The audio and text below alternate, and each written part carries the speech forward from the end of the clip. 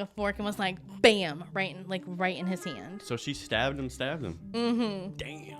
And she's like, if you ever date that black boy, I will skin him and hang him on the wall. And I was like, a really heavy dresser at the time, and I barricaded myself in my room, and I called my dad. I wouldn't do this except your brother's dying, is like the first words out of her mouth.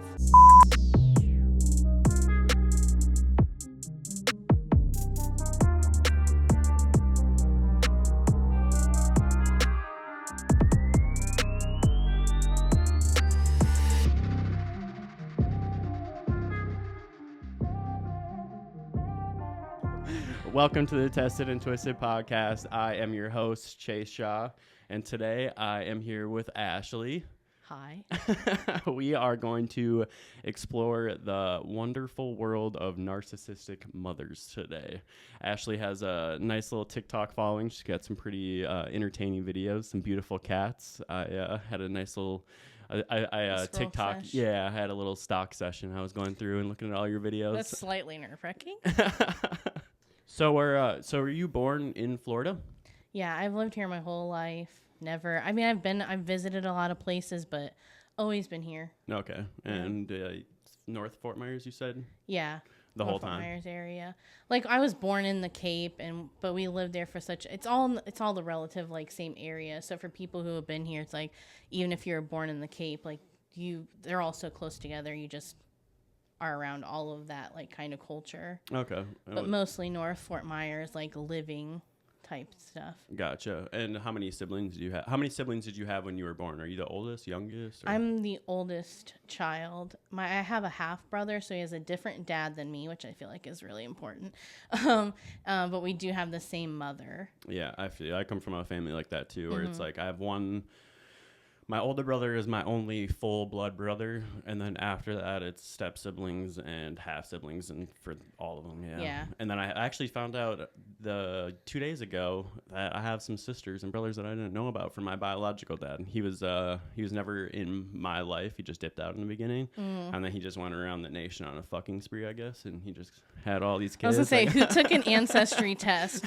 Yeah. Who took the test? Because somebody got outed. I'm just saying. So, yeah, it was. I'm hearing like all these different stories from all these kids. So, I mean, I don't know if it's anything like that for you. Do you know a lot of are you pretty tight with all your siblings? I mean, so my brother has epilepsy and autism, and he is like, he needs high support. My brother's never going to be able to live on his own. He can't dress himself, like things like that. I've been told he functions at like a what a 2 or 3 year old would function at. I'm not a doctor, so I don't know that for sure. But so it's like tight. Like, I care about my brother obviously a ton, but like, we can't have conversations like you and I. We probably never will. So right. Tight in a way of like, always will care about him. He has other half siblings too, but like, his dad like took off, and we only met like 2 of them. But he's gone on and married and had a bunch more kids, and never met them either. So yeah. So what's the living situation like when you're born? I mean, obviously you don't know exactly what it's like when you're a baby, but what's the situation like? Where are you living in, like a normal neighborhood? You live in a rural area? What's that like? So when I was born, my dad had just built a house for my mom. Like, my dad was head over heels in love with my mom. They were high school sweethearts. We have very cute pictures of them going to prom. And my dad's like in an all white suit with like a pink, or no, my mom did blue. So like very matching with the cane and the top hat. Very cheesy. Yes. I love the cane. Like Dumb and Dumber, you know, that where they're wearing the blue and orange suits. It's like that with all the ruffles. Super fancy. I love it. Limo booked, all of that. So, like, I just think that he was madly in love with her. He had this house built because she was pregnant with me at 19. So I think she had, like, just turned 20 when she had me. And my dad was, like, 21 or 22, and he was in the construction business. So he was, like, I mean, he was also dabbling in some other, like, businesses, but not of the legal kind. So he had the money and, like, built a house, like, outright. Was like, I'm going to take care of you. You're just going to stay home and take care of her. Yeah, and then that's kind of where the happiness ends. She said we had a good 6 months. Yeah, I was like, it was a good idea, but things happen. Yeah, it's actually kind of interesting that you said that, because my mom got pregnant with me at 19 and had me when she was like, late 19, 20, somewhere around there. So it's just interesting. And my biological dad also dabbled in, the dark arts, as Theo Von would say. So, yeah, he was selling some stuff on the side. So, yeah, it's interesting. You and I have a lot in common. Yeah, my dad has he's covered in tattoos, and if you if and when you ever meet him, but he's got them all over, and it's because they would have tattoo parties, and everyone would come over and get a tattoo and also some stuff. But one-stop shop. Yeah, I like it. Well, I think that was just the cover. I don't know. And I never remember for those of you who are like, oh, your dad was dealing stuff around you, he was dealing drugs, how irresponsible. It's it was just weed, guys. It's okay. Yeah, yeah. Nowadays, you can go to the store and buy that, so it's just it is what it is. Yeah. Back then, it was just viewed as such a taboo thing. Right, right. Especially here in Florida. I mean, down south, it's I know in Texas, you get caught with a joint, you be going to prison for it. It's just that's so wild. It's just crazy. So you said you made a little reference to, and that's where the happiness stopped. Why'd you say that? So, my dad liked to frequent Hooters a lot. Hell yeah. And, back then, I think it was a little different than it is now.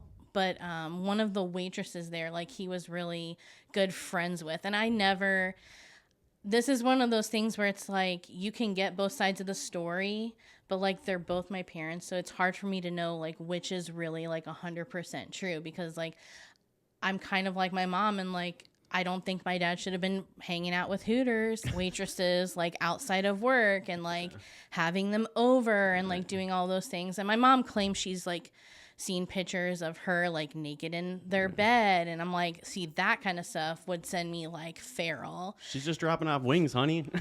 Right? And she was in a relationship. I remember him showing up to the house one time when I was younger and confronting my dad ready for a fight, and it's obviously something was going on that made both my mom and her spouse uncomfortable at the time, obviously. And that's, there's some accountability for my dad to take there in that. And I love my dad very, very much. We're super close. But I think as you get older, that idea of you have this perfect parent who's not indestructible, but there's no controversy with them. You just think they're everything to you, and then you're well, maybe not so much.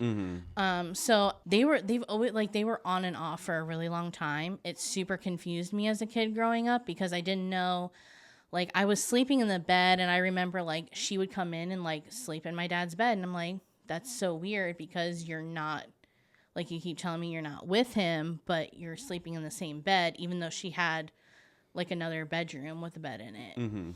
And I think my dad was just always if she wants to get back together, I would do it, because I said, I think he was just madly in love with her. So there was a lot of on and off over the years. And then when she finally left, that's when he was I can't even live in this house anymore, and sold it off to my aunt and uncle.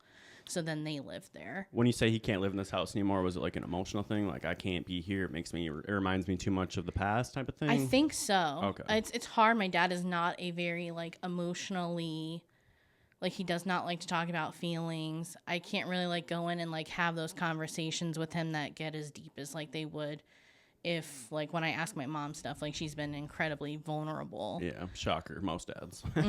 Just the stone. Right. So how old are you when they really split up, when they take different turns? I want to say 4 or 5 around that time. So up until this point, do you have some pretty good memories with your dad that you can pinpoint?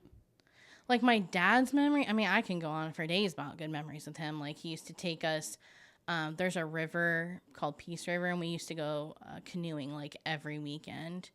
The way people visit springs now is we were there every weekend. We go to Busch Gardens. Anytime there was an event Halloween at Mike Greenwell's, he would take me to that, make sure I go to that. So he was very a present dad. I think it was just he couldn't fight. even back then, most of the times the woman got full custody, and Yeah. like they just got every other weekend. There was no like arguing that unless it was really unsafe for the child. I think they just always wanted them to be with the mom for some reason. Right. So it sounds like he was a great dad. How's your relationship with your mom at this point? I think, like I said, I don't really realize that I'm being abused or anything. It's just normal. Like, my brother hadn't been born yet. I mean, what I would consider normal. Like I said, you don't realize till later you go back and you're like, like the baby like ear piercing thing has always been so wild to me because like you don't really remember a lot of things from infancy, but I vividly remember being in a car seat and like I had just gotten my ears pierced. And I remember like them hurting really bad. And I told my mom this memory once, like I was like, I just have this weird memory of like me being in a car seat and you like shaking or rocking the car seat and being like, why don't you stop crying? Like, stop crying, like scream, like freaking out, like Screaming losing in your your shit. face. Okay. Yeah. And she's like, oh my God, like I can't believe you remember that, was her reaction. And I was like, so it did happen. Like, I'm not just like making this up. Like, that's so crazy to me. Like, who remembers that? Super fun. Obviously it hurt you. You know, it hurt your feelings Yeah. even at that tiny young age. You knew that it wasn't right. Because you're like that whole trust, if you've ever done the research into like the psychology of the connection to like an infant to a parent is like such a huge deal. And like clearly that was like a betrayal of trust between us in that moment that like kind of disconnected me from her. Interesting. And then I have one of when I was a little bit older. I remember being in the backseat of a car crying about something. I feel like we were at the beach or we were out somewhere and either I didn't want to leave, whatever reason. I'm crying, upset, and she turns around to me and says, the old-fashioned, like, if you don't stop crying, I'm going to give you something to cry about. Yeah, you're like, I know, I've heard that one. I've heard that one too. I had a voice pop in my head. When Yep, except it wasn't just an empty threat because she turned around and, like, smacked me so hard with her hand, it, like, split my lip open. Oh, wow. And I'm pretty sure there's a photo of me. Like, this is what's crazy is there's, like, when you took your kids to JCPenney or freaking whatever back in the day to like get their photos done. Yeah. With that like background. So there's a picture of me with like this thing on my lip, and I feel like that is that like I think that's captured. I was always told it was a cold sore, but like I didn't get cold sores as a kid. Yeah. Like I've gotten them when I'm older, but not like that little. So I'm like, wow. Like, you would have think she would, like, why didn't you reschedule? They're so wild. Like, you pay to have photos taken. And, like, so that's what she did. Those are, like, the two, the biggest memories, like, then. Your parent or your mom and dad split up. Where does your dad go, like, physically? Where does he move to? You said he sold his house and he goes where? I don't even know where he lived at that time. Like, I don't remember. In Florida, though, still. Yeah, still in Florida. I just remember whenever he picked me up, like, we were always at, like, friends' houses. Like, he had a really good group of, like, friends that he's been friends with since high school. He's still friends with them up until this day that, like, we were always doing something with them. So I don't think we were ever just, like, hanging out at a house type thing. So I have no idea where he lived. How about your mom? Where did she go? We lived with a boyfriend. Like, I remember she had a boyfriend, a couple different boyfriends that we lived with. We went and lived with one that he was a really nice guy. I still know him. Funny. Like, I'm friends with all of my mom's ex-boyfriends. Like, I reach out and, like, it's weird. You go on this whole thing where you start, like, asking people you want to know who are around to, like, try and validate if you're just crazy or if they saw things, too. Yeah, I know exactly what you're talking about. It's, like, a whole journey. Yeah. Shitty journey. We lived with him, and I think he cheated on her, and she left him and moved in with this other guy and lived with him for a long time. But that's the one that she stabbed. Okay, all right. So, and you're still. So here we've arrived. All right. So she's dating this guy, and are you when she's dating these boyfriends? Are you getting close with them? Are you building relationships with these people, or are you kind of standoffish because you know they're a temporary thing?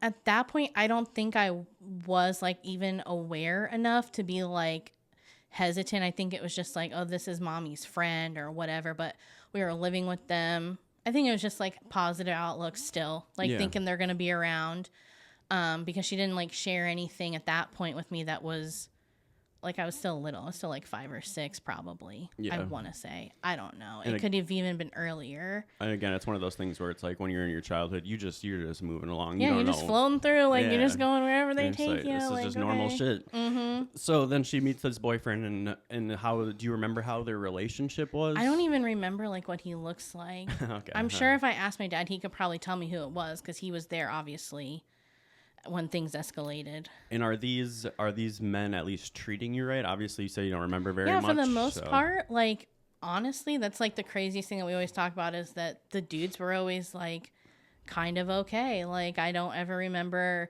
any of them crossing a line with me at all. Mm-hmm. Okay. There was one that was like, we'll get into it, like it was actually my brother's dad. He was a little harsh, but I don't think abusive. Mm-hmm.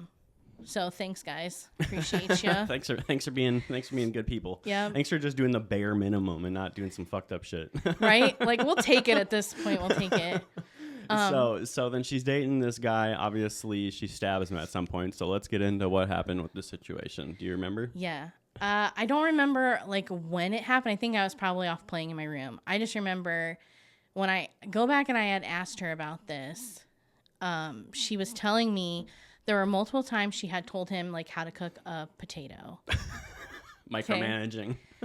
Well, like I guess like some guys just don't know, and like she was like explaining you have to poke the holes in it, and then you like wrap the tinfoil around, and then you put it in the oven. Yeah. And he had done it before, and she had cavities in her mouth that had been filled. I don't know if you noticed, because now they don't use like metal or whatever it is that like if you put a piece of tinfoil in your mouth back in the day with a cavity, it would like. Oh, I used to do that. I used to have those, and I would do fake grills like as a joke, you know, when grills first came out. And I remember my teeth just fucking hurting. Yeah, it like does something, and so apparently that really triggered her at this point, because I guess it wasn't the first time that it happened. And also, the tinfoil was still like on the potato or something, and she like he instead of poking the holes first, he wrapped the potato first and then stabbed the holes. So now you have little pieces of tinfoil down in the potato, like just waiting there to be like chomped on. And of course, if you don't know and you like cut it open and you dress it all up and you're just like, it triggered her so bad she took a fork and was like, bam, right in his hand. So she stabbed him. Mm-hmm. Damn. With a fork. He called the police, Ooh. obviously, because who knows what else she's gonna do. She's gonna stab you over a potato. I'd be like, get somebody here to help me too. So she gets arrested. I had to go with my dad. I don't remember anything else about the memory. I do remember her being put in the back of a cop car, and she always said like she was really upset that like I witnessed that. Like that always really bothered her. So we'll give her some credit there, because obviously, you know, she's gonna get so little. Yeah. She goes to jail. Do you remember what happens after she gets out of jail? I would imagine. I mean, maybe that's not the end of the relationship. Just back to normal. I know. I think it was definitely the end of the relationship. Okay. I think there may have been a point where she could have moved back in with my dad, and they could have tried again, because there were a lot of like try agains type things. And maybe that's why my timeline seems so like janky to me, is because I can't remember when we lived with her and when we didn't, and all this stuff. But then she ends up meeting my brother's dad, and they very quickly, like, I remember it not being a very long relationship, but they end up getting married, and like they have him. And so then begins like that whole section, which is, you know, we didn't know he had epilepsy and stuff. It started out with like she would give him a bath, like you give baby a bath, and, you know, and he would pass out, like go blue in the face. And she called 911 a couple times. Very, very scary for her. Extremely scary. And then she would go to the doctor, and like, she'd be like, I don't understand. Like he has these fits when he's having a bath. Like, I don't know what's going on. And up until this point, my brother was walking, talking, like not talking full sentences, but, you know, he's saying words like mama, bubba, sissy. Natural progression. Like, natural progression. And then he got like his shots, and it stopped. Like he regressed. And I'm not like, oh, anti-vax, or, you know, I'm not like into crazy conspiracy theories, because I really don't know. I'm just stating like my experience and what I've been through is like my brother was a walking, talking, like naturally progressing individual, and then all of a sudden just regress to not being able to speak. Like, that's so weird. Yeah, I've always been just so skeptical on all these Yeah, vaccines. I think some of them, it's like, you know, they're proven, but how are you going to give a shot to a little baby? And you just never know how things are going to go with certain people. I mean, someone can take a Tylenol, and then another person can take a Tylenol, and they could die. You just don't know. Yeah, it's like so wild, like how that happens. And so like, I don't really like have a stance on it, but that's just my experience with it. And then like, he never like got better. Cause like back then people, like it was still, I think like 1 in 11 boys. It was very like undiagnosed. Like there weren't a lot of people getting it.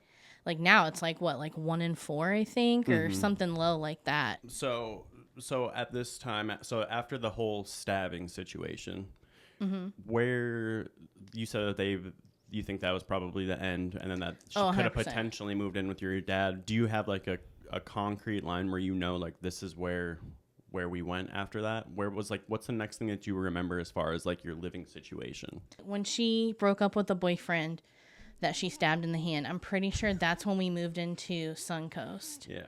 And what is Suncoast? What is Suncoast? That's the reaction I was looking for. It's a really large trailer park in the area, and it's like no shade to anybody that lives there, grows up, because, you know, like you're just doing the best you can, and especially right now, like housing is just not cheap. For my mom, as being a single mom at the time, it was just, you know, that's the only option you really have that you can afford. And then I don't really remember too much about living there other than having like a bunch of outside cats. You know, it's probably where my obsession with cats started. And then after we moved out of there, I remember us moving into Palmetto Park, which is like a little bit of an upgrade. You still probably, you know, there's still a lot of like drug sales in the area, and same with Suncoast. It's just there's a lot of drugs in there. There are good people in there. Like I said, I'm not trying to bring hate from the Suncoast community because I know there are good people there. But we moved to Palmetto Park, which is a little bit of an upgrade, not much. And that's when I don't remember like how she met my stepdad. I just remember like his parents lived next door and he was adopted. And then we had my brother with us at that point. So I just remember like living there, going to school. And then when my Aunt Pammy passes away, we end up moving into her house. And were you close with her? We lived with her for a period of time, which I did not know until I was older, and I talked to my cousin Elizabeth. She'll come up a lot in this story because she was kind of along and experienced a lot of trauma kind of parallel to me, just in like different ways. Because then we get into like generational trauma. It's like a real wild ride. Right. But she was living in a house with her mom and her mom's boyfriend at the time, and my aunt went out to cut the lawn one day in Florida, cut the front half, came back inside, was like, it's too hot, I'm going to take a break and sit down. She sits down in her recliner and never wakes up. Wow. They still, like, to this day, there's theories about what could have happened, but they never really, like, understood why that happened. They don't know if she had a heart attack or if she had some sort of, like, heart condition beforehand that caused that. Yeah. But yeah, so then when my Aunt Pammy passes away, we end up moving into her house because my mom and my stepdad were no longer together. And I think that was just like arguing and bickering, and probably, I mean, I don't know how my mom treated him. Obviously, I don't think too highly of him because he did take off on my brother. So I have talked to him in terms of like had a conversation of like, what was you guys' relationship like aside from, you know, me being around, like when it was just you two, like what was she like? And a lot of his answers are the same type of answers that I have, which is, you know, verbally abusive and just really hard to get along with no matter what you do. But again, he's never been around my brother, so I don't think too highly of a guy who like takes off on his kids. How was school for you at this time? School was like really my escape. It always has been. I felt like that was the one place I could succeed. Like you go there and you're good. Like it's very like there's a blueprint. You do what you're supposed to do and you get rewarded for it. You become like a teacher's favorite. You become, you know, like, oh, she's such a good kid and we just love her. And it's like, that's the, you know, the one thing I wasn't really getting at home was the mom who like cuddled me and read me stories. Like, I don't remember my mom ever reading me stories or holding me or anything like loving. Yeah. I remember like her drying me off after the bathtub and like putting powder on me, like baby powder, saying it would make my skin smooth. But other than that, like, I don't remember like any like fuzzy, cuddly type memories. So school was just like my place to get that validation that I felt like I really needed for someone to tell me I was like worth something. Right. And And it was easy. Like, it was predictable. I knew what was going to happen type thing. so at the age that your aunt dies and you guys move into her house and the stepdad dips out, how old are we at this point? I would say probably middle school age. Because I remember, or no, 5th grade. It had to have been 5th grade because I remember being able to walk to the elementary school by myself. And is there things that stick out in your mind where you're like, okay, my mom is not necessarily like other mothers? Is there stories that you have that really stick out in your brain? Yeah. Let's hear a couple that kind of just highlight them. I just like, I remember not being able to go over to kids' houses as much as I felt like other people did. But at the same time, my mom was a single mom. And so a lot of times I was watching my brother for her while she went to work. So that wasn't, to me, that didn't feel abusive, because I was helping my mom out. And that's what you're supposed to do as a kid, is like, you know, that was my belief, is like, you're supposed to help your mom out. Definitely. And she has like, you know, her friends are telling me at the same time, like, you know, you need to help your mom out, you know, kind of the same way. I mean, they do it to boys too. Like, oh, you're the man of the house now. It's like, Yeah, I know exactly what you mean. yeah, that whole like philosophy that you basically have to grow up overnight and suddenly you're not allowed to just be a kid anymore. Like, you have a responsibility in the household, which is wild that they like put that on us. And I get it to an extent, but like also not so much too. Yeah, I gotcha. I remember watching him one day after school, and so his seizures are like grand mal seizures. They're not the little ones. Wow. And the little ones aren't even really like little. Dude, the fact that your mom is putting the responsibility of you watching. The thing is like, people are hearing this story right now and they're thinking like, whoa, I watched my little brother at that age. That's not that different. And it's like, dude, when you're watching a kid who has autism to the extent that he has autism, plus he's having grand mal seizures, and you're putting that on a little girl to handle these situations, that's not okay. And I remember feeling like at some point that I thought that wasn't normal. And I had looked up like what the age was that kids could stay home alone, because my thought wasn't like, oh, I'm not prepared enough to take care of someone who's technically like medically frail, because his seizures aren't under control. Right. He could have one at any moment. So but I didn't think about that part of it. I was like, I shouldn't be left alone at 12. Yeah. So I looked up in Florida, what's the allowed age of someone who's allowed to be at home alone? And they were like, well, it's 12. I'm like, well, then I get, like, that was the end of that. I remember thinking like, oh, well, I guess I am old enough to watch my brother, because before that, my cousin had been watching him.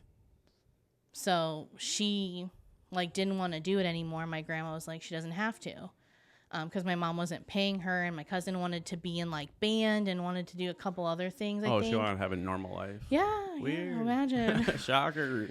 I don't want to be responsible for this person. Yeah, and it was every day, you know? So that is a lot to ask of someone. Like, every day free childcare, like it would never happen. Yeah, today. that was gonna be my next question. Is I imagine she wasn't paying you or the cousin. She couldn't afford to. Yeah. And I was like, I was okay with that. I think like I'm just. Didn't know anything different. But there was one time that I was watching him and he actually had a really serious like seizure, because at this point you have to think I had been through enough experiences with him where I knew what to do. Mm-hmm. So if he had a seizure, the normal procedure was like just to keep him away from stuff so he couldn't get hurt, time the seizure. If it lasted longer than 5 minutes, you put a suppository, you know, in your butt. I've never heard that before. It's called Diastat. Okay. I don't even know if it exists anymore. I don't know if that's the procedure. It still does. All right, cool. That's probably a good thing. I don't know. So I put, so you, if it goes past 5 minutes, you use the suppository. If it keeps going, you call 911. Like, there's no, like, it should almost immediately stop when you put in Diastat, like within 1 to 2 minutes. And so my experience was it didn't. And you're 12 years old and this is happening. That alone is just so traumatic. So I'm like watching my brother on the floor. I've got pillows kind of like on the sides of him or whatever. And I give him the suppository. It doesn't work. I call 911. I'm like, I just gave him Diastat. It's not working. I don't know what to do. Should I give him another one? Like, because they're telling me that the ambulance is on the way. They're sending an ambulance already. But I'm at a point where I'm like, this is life or death. Like, and realistically, that package says on there, do not give more than one. But what else can you do? When you're in that situation, you don't know. You don't know what would be the best, because if I didn't give it to him, I would spend the rest of my life being like, I should have just given it to him. Yeah. Because technically they have stuff for overdose, which I didn't think about that at the time, but I was just like, I'm going to try anything I can to save my brother. So I ended up giving him 2, and they get there. My brother is blue in the face. They've got him on oxygen. They're trying to ask me questions as they're doing like hardcore CPR on my brother. Like, what's his birthday? Like, does it fucking matter? How old is he? Like, what does he weigh? And I'm just like, I have no idea. Like, I couldn't tell you what color the grass is right now outside. Like, I've never seen my brother more blue in the face than that moment. And it never happened again after that. That bad. But yeah, like you said, when you look back, you're like, wow, like 12? That's a lot. That's a lot. That is a lot to put on someone. And I'm like, holy cow. But she did that, like, I was left home with him a lot. And I think it was because, she just assumed like it wouldn't happen that bad. He was on medication every day. Mm-hmm. But sometimes it just, I don't know. Like, we never really know what triggers the seizures and stuff. It just kind of like happens. Yeah. I've had 4 seizures, and they're, obviously nothing like a grand mal seizure. Mine were like drug-induced seizures. Mm-hmm. Well, not necessarily. It doesn't matter. But I've had 4 seizures.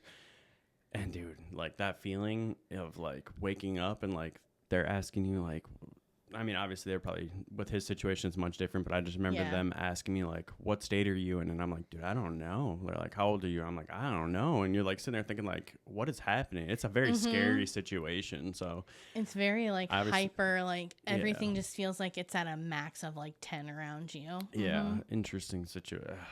It's like you barely come to, and they're like, what's 2 times 7? And you're like, dude, I don't even know what that is on a normal day. What the fuck are you talking about?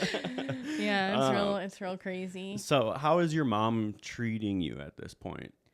I wasn't talking about like moving out yet. So it was still very much like it's us against the world. Like, it's you and me, and we're just trying to make it. And it's very like camaraderie-ish. Like, I wouldn't say it still wasn't loving. Like, I don't remember, like, it, when I look back, I think of like all the times that she put herself first in things. Like, she would come home shopping, and I don't remember there being like a lot of stuff. Like, I don't remember going shopping with her. I always had to go with my dad or like get money from him and go to the mall type thing when I was like older a little bit. But, it was just very like, this is your role in the house. Like, it would be like if there were 2 moms. Yeah. Like, you're just as much his mom as he is. Like, she never said that, but, you have to think. So she starts, after she gets a little more comfortable, after, months have passed after this grand mal seizure, she decides, well, she's got to go out and find herself a new man. Of course. The missing puzzle to her piece of life is like a man to fill the void. It's always the answer. Mm-hmm. Which, I get dating, but like, we'll get into like why I feel like it's unacceptable.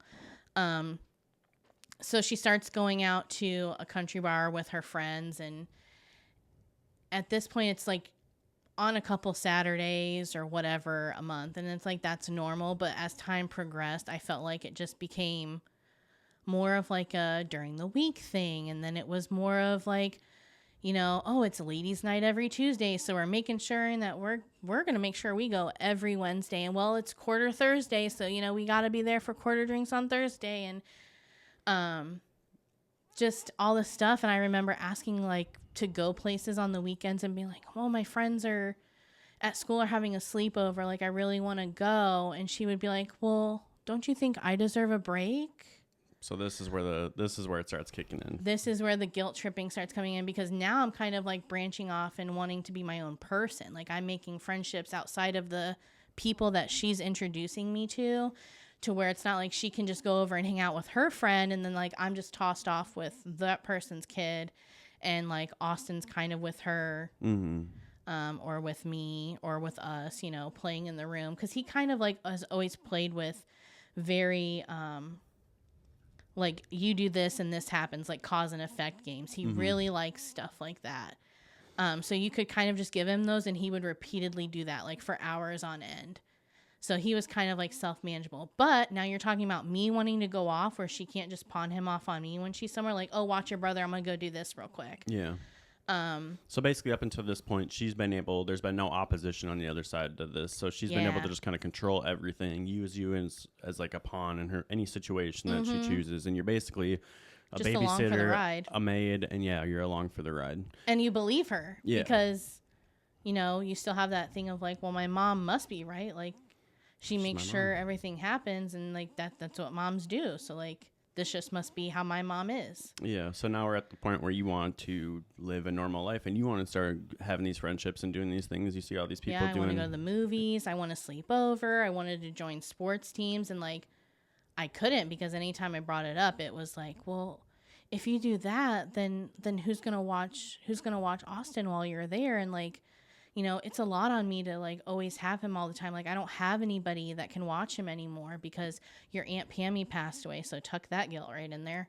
And you know, grandma's just too old, and Elizabeth, like that was the other thing is like, once my cousin left, like we were not allowed to like talk to her. Like I was not allowed to spend time. That was like betrayal. Like all she did was talk negatively of my cousin, who was like a teenager at the time. Yeah. Just being a normal teenager. That's the thing. I've dealt with people like this in the past, the narcissistic tendencies at least. And it's there's like there's no boundaries. They'll talk shit about an 8-year-old kid, or they'll talk shit about a little child, or that they just don't have boundaries like that. And when you guys are hearing these things where you're like, you might hear like, well, the mom just needs someone to watch the kid. That kind of makes sense in your head. If you haven't dealt with people like this before, you don't understand what the way that they're doing it.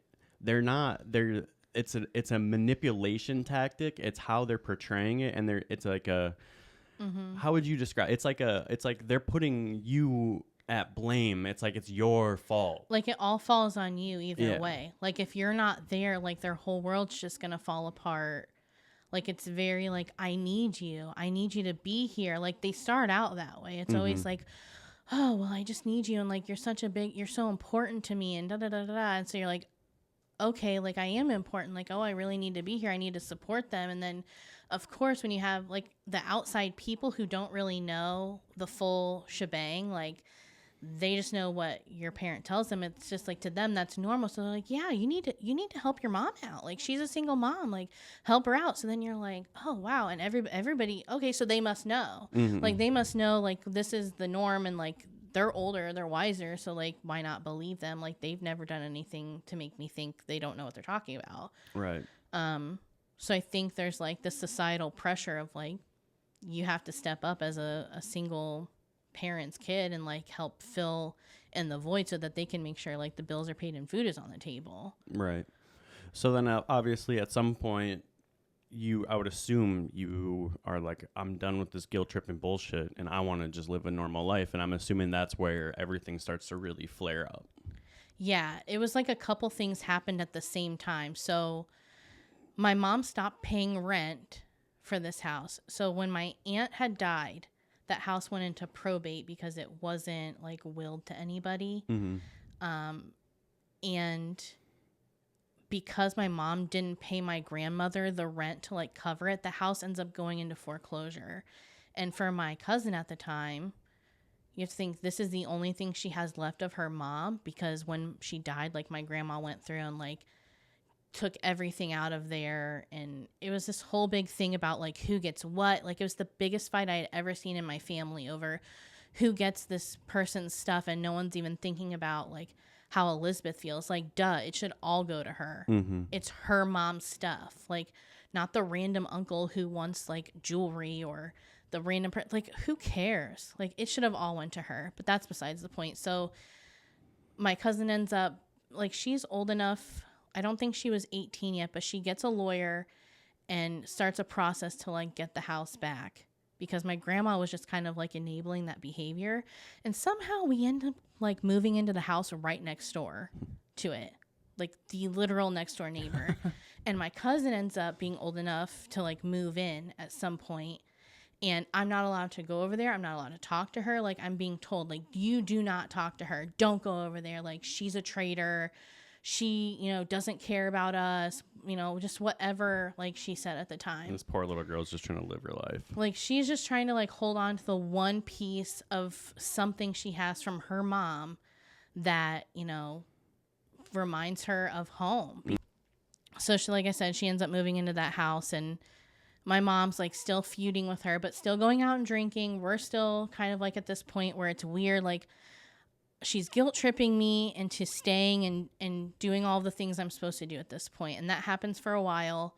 And there were times where like she wasn't home, and my cousin and I would like sneak over and I would talk to her and like hang out with her and stuff, but I'd have to like go back, or I couldn't go for a long period of time because I would have my brother with me. Like it was this weird time.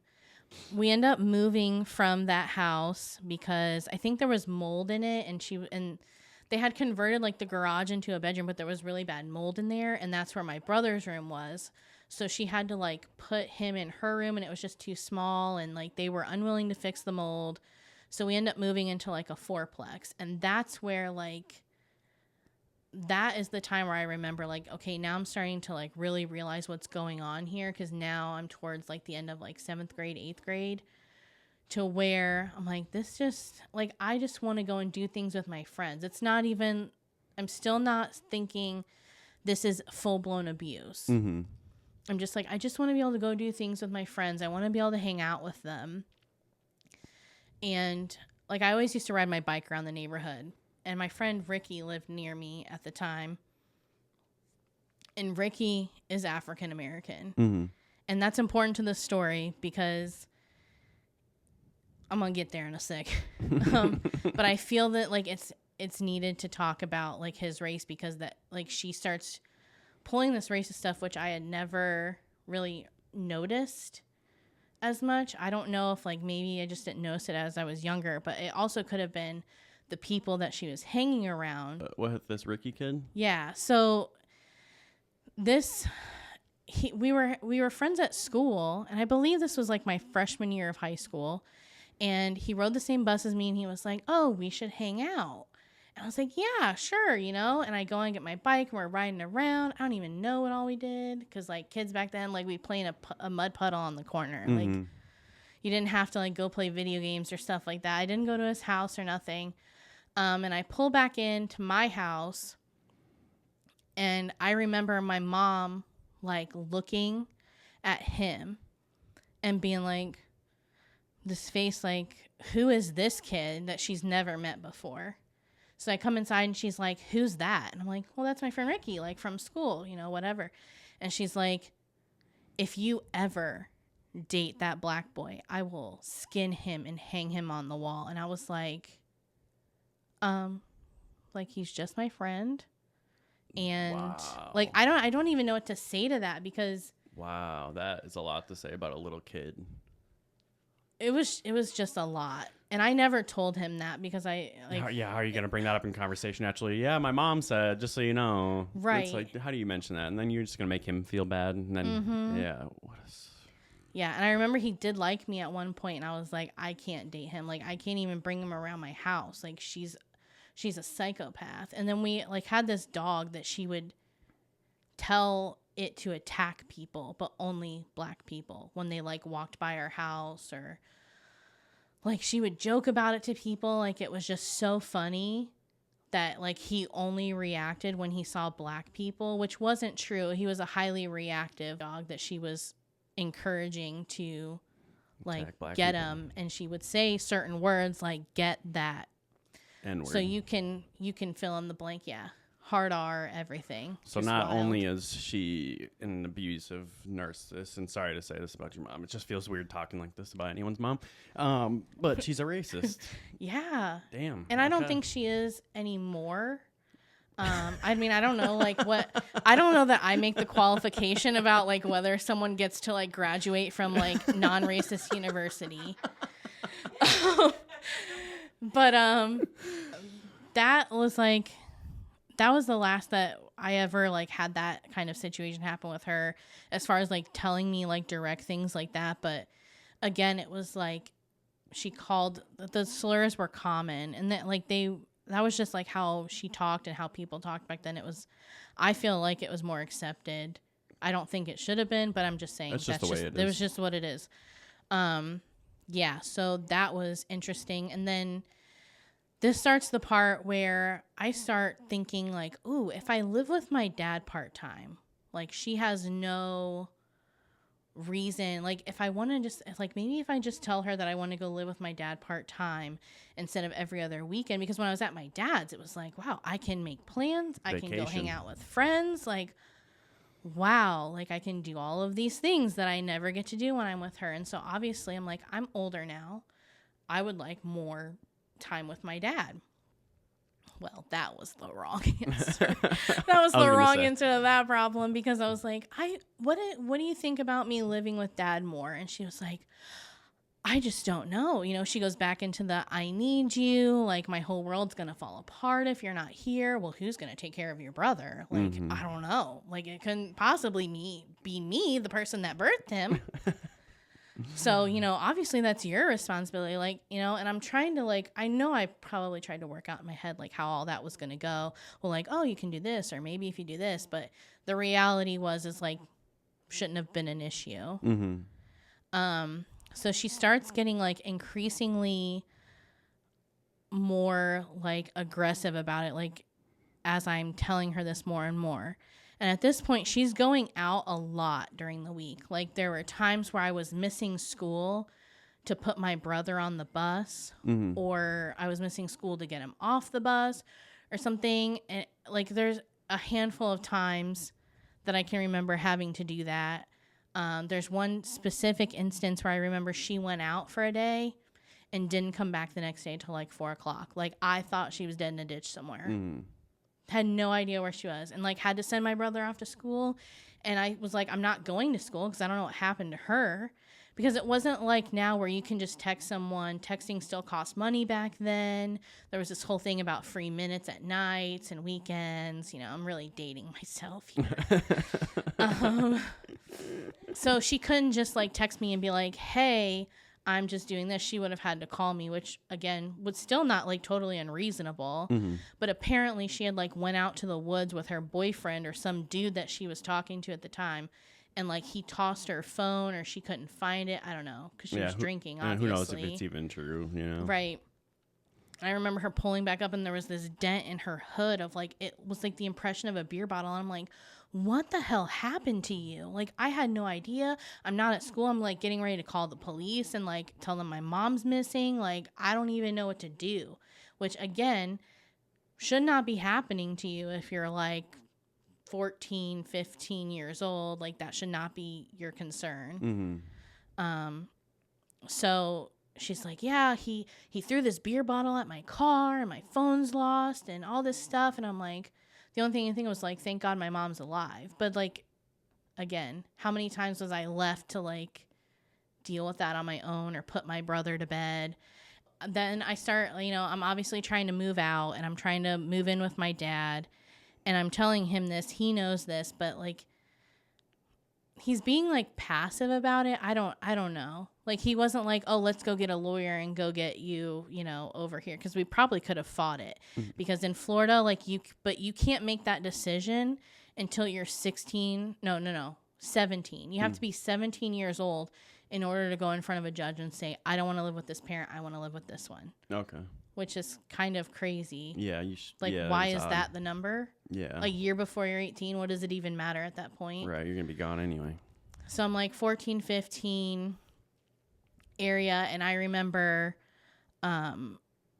just like, I think I started like rebelling. I was probably like being real vindictive, like teenager, like about everything because I just wanted to go and do the things that kids my age were doing. Like, why can't I go to the movies, Mom? Like, it's one night. You can't give up one night for me.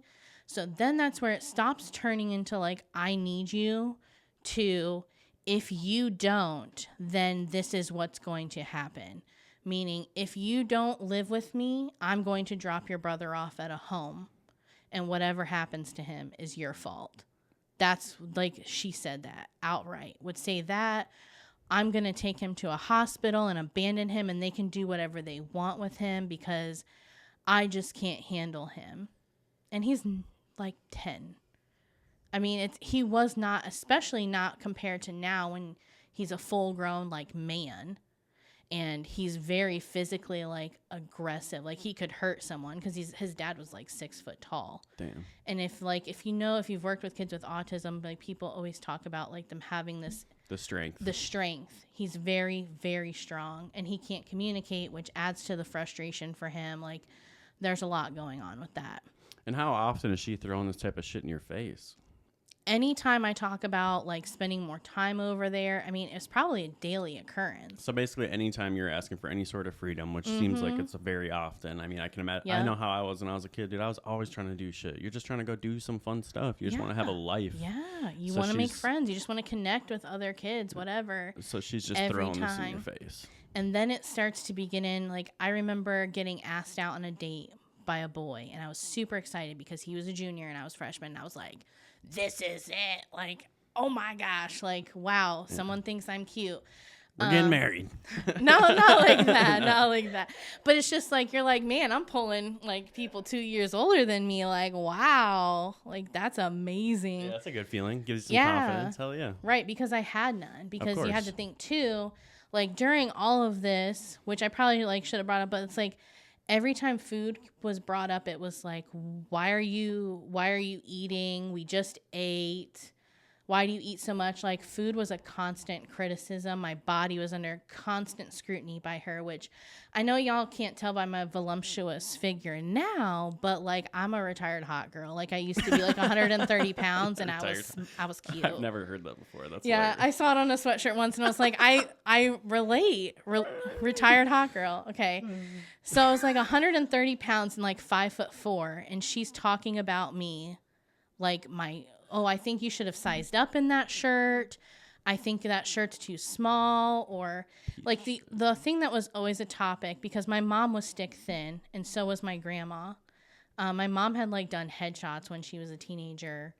And so you could see like how slender they were. Like back in the days when it was like really attractive to like smoke cigarettes and be like super flat and thin. Like that's where that's their body type. My body type was more like my grandma's side, my other grandma's side, which was like everybody's thick. We're from they're Pennsylvania Dutch, like everybody big. I'm happy that I was at the age where we started to like get away from like the super skinny stuff, because to me that is, I mean, no body shaming. I'm not hating on anybody. You do you. If you're healthy, whatever. But I'm just saying, for my preferences, I can't do the stick thin. Like, it's just I'm in the for business me. of minding my own business, and whatever makes people happy. Like, it doesn't affect me, so do you. Yeah, for sure, definitely. So if you want to be big, if you want to be small, I don't care. If you want to have plastic surgery, I don't care. It doesn't bother me. But that was like a constant focus in my family, even on my grandma's side a little bit, because I was always compared to other people in my family. But I think it just compounds when you talk about the normal, and then like you have somebody who's overly critiquing everything you eat, when you eat, how you eat, telling people like, you know, she eats me out of house and home, like all that stuff, which again, to normal people, I think that's like a typical thing that happens as boys get older, you know. Yeah, just a joke. The you know, the mom's like, oh yeah, these boys, they eat me out of house and home.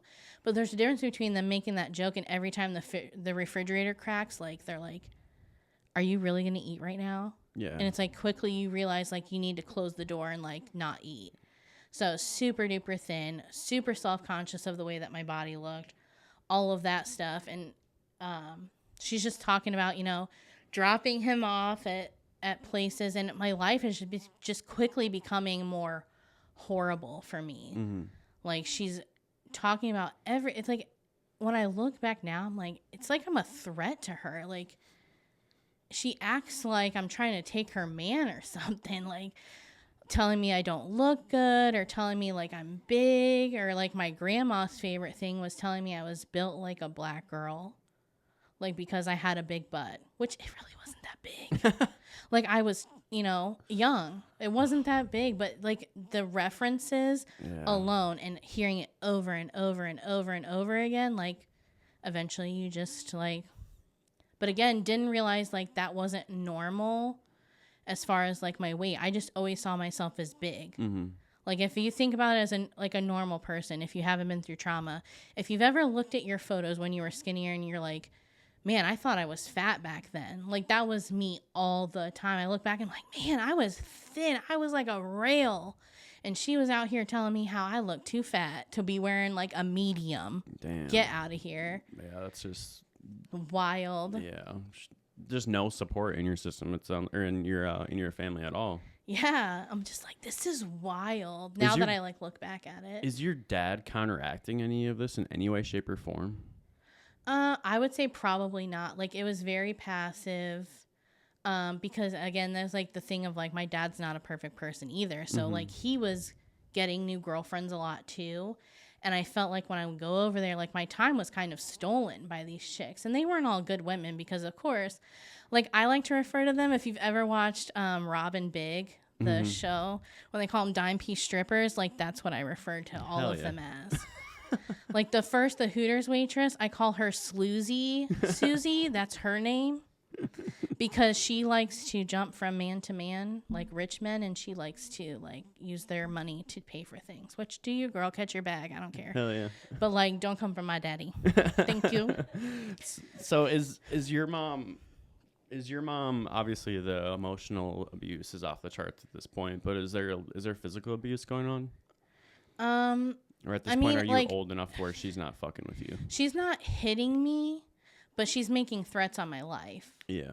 Like, so back then there was the lady who had drowned her children in her bathtub, Andrea Yates. Yeah, I remember that name. Yeah. Very, very big, prolific case about, I believe she had like a mental health break and drowned her children. If I'm like, I don't want to assume, you know, that she was like a murderer of her children just because. I don't know. And as a kid, you don't know either. You're just like, wow, this lady drowned her kids in the bathtub. And I remember like vividly it being on TV and my mom looking at me and being like, I can understand why someone would drown their kids in the bathtub. And I was like, what the fuck? She's going to kill me. Dude, like, what the fuck? Who says that? Who says that? I don't know. To anyone, let alone their own child. Like, couldn't imagine. Couldn't be me. But, she says that to me, and this is where like my timeline is really mixed up because it feels like a lot of things happen in a short period of time.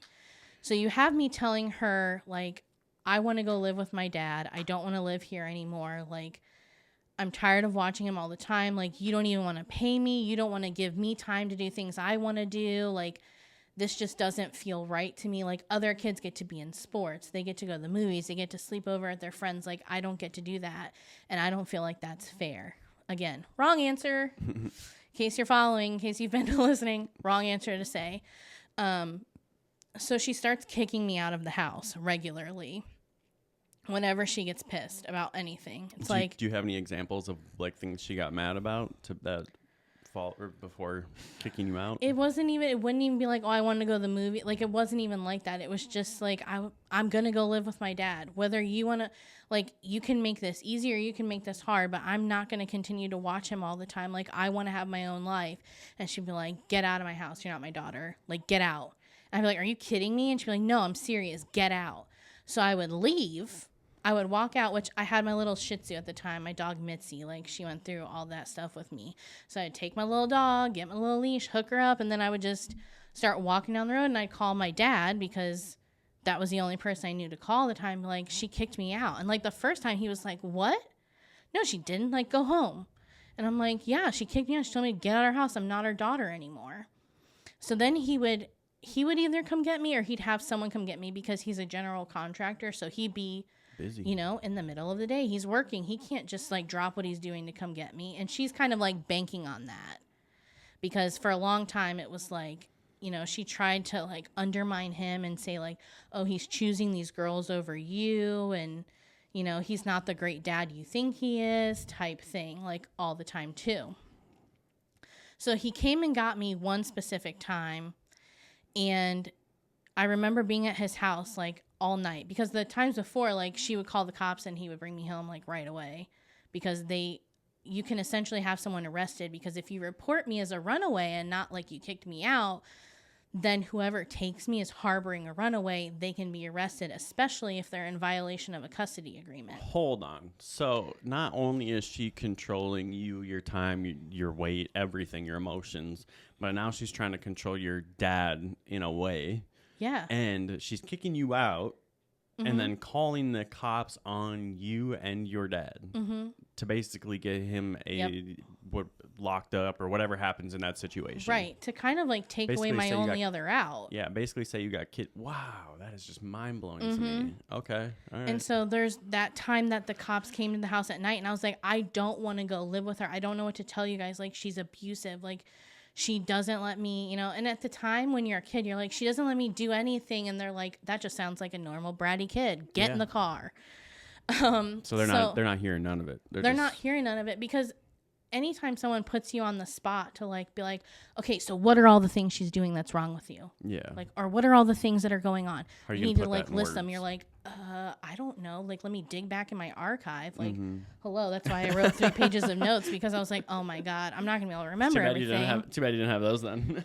So I end up getting in the car with her that night and she's like, what I think is driving home. And she pulls into the hospital, into the ER. And I'm like, why are we here? I'm thinking she's dropping off my brother like she threatened to do so many times that she was just going to abandon him at the hospital and it was going to be all my fault. Right? Wrong. No, she was trying to have me institutionalize, friends. She told them that I threatened to kill myself because I said to her driving back, I'd rather die than live with you anymore. Like I was done. I was at that point where I finally laid out and was like, I would rather die than live with you anymore. And I didn't mean it. It's just one of those things you say. I get it. But I was being like, this is how much I wanted her to hurt as much as she hurt me. And so I was like, I hate you. Like I would rather die. So she brings me and then she's like, she's threatening to kill herself.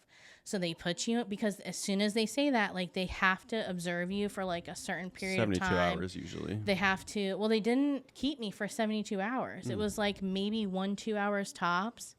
And they ask you questions like, do you want to harm yourself? Do you want to kill yourself?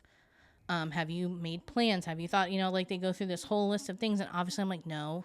Okay. No. So it wasn't like a 51-50 situation. No. Gotcha. You have to have, I think, 2 people to do that. Oh, okay. Gotcha.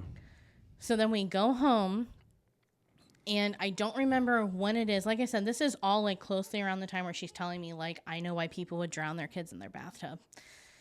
And I wake up whenever day it was, and she's like, get up and get dressed, but you're not going to school. And I was like, what? So this is it. I'm getting drowned in the bathtub. You're like, God damn. It's not just me. I'm like, she's gonna kill me. Should I put on my swimsuit or?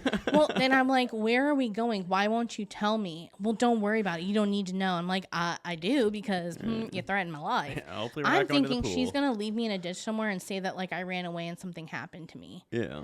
So I go in my room, and I had a really heavy dresser at the time, and I barricaded myself in my room, and I called my dad. Like, I shoved that dresser was so heavy. Like, I shouldn't have been moving it by myself, but I was like, she's literally going to kill me. Either if I don't leave and go with her, she's going to kill me, or she's going to take me somewhere and kill me, and no one's going to know what happened because nobody, like, my brother can't talk. People at school don't know. And, like, I had tried to go to CPS before, like, in high school and be like, and they came out and investigated, and they were like, well, there's no bruises on your body, so there's not really a whole lot we can do because it just kind of seems like you just guys aren't just having, like, disagreements. And I was like, okay. And I probably didn't tell them enough because, again, put on the spot, it's hard to remember all of those things. Yeah, I mean, you're a baby. I mean, you're a child. And you don't know what's abuse, and you don't know what's normal. Yeah. So I call my dad, and he calls the cops, and she goes out there and tells the cops that I've barricaded myself in my room and I'm going to kill myself. And I'm like, which I did not find out until I was older, and I went and subpoenaed, like, the records, like the police report, because I was like, I want to know when that is. Well, and like I said, we were going to go on Dr. Phil. Mm-hmm. And so I was like, I'm going to come with the receipts. She did do this. So she tells them that I'm threatening to kill myself. And eventually they're like, my dad's like, she's not taking her anywhere until I know where she's taking her and I'm going with. Mm-hmm. And she's like, well, I was going to take her to Ruth Cooper, which is now called Salis Care. It's like they do outpatient, but they do a lot of inpatient stuff as well. At least at the time they did. So she's like, I'm taking her to Ruth Cooper because she's threatened to kill herself.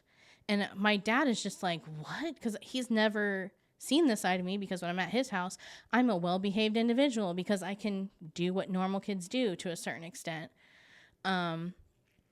So they tell him she's allowed to take me to Ruth Cooper, but she cannot prevent him from coming with. So he rides with me. We go in, we go to Ruth Cooper. They pull me inside a room and they start asking me questions. And when I mean, like, crazy questions, like, do you see anybody else in this room with us right now? Like, they ask all the typical, like, are you going to harm yourself? But, like, do you hear voices? Do you, like, are you really sad? Like, they start talking about, like, schizophrenic type stuff. If you hear voices, if, like, just, I mean, all kinds of stuff. And I was like, I'm laughing as the guy's asking me these questions, because I'm like, I just find this so hard to believe that I'm here right now. Mm-hmm.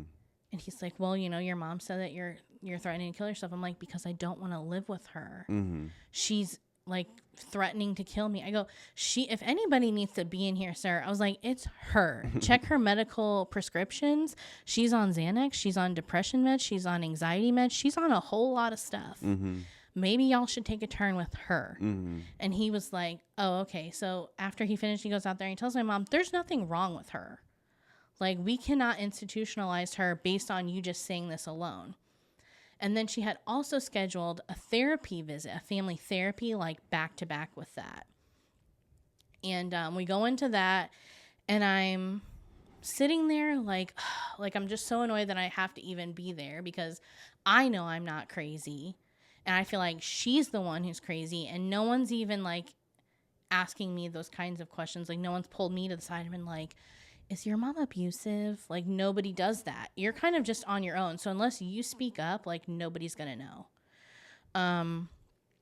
So we get in there, and she starts talking to the therapist, and the therapist is like, so what is it? Like, what do you want me to do? What's your goal? What's your accomplishment? She goes, well, I think that she needs to be institutionalized. I think she needs to, like, go away for a bit because she's threatening to kill herself. And I'm just, like, looking at her like, you are lying, like, through your teeth right now. Like, you just have no shame. Mm-hmm.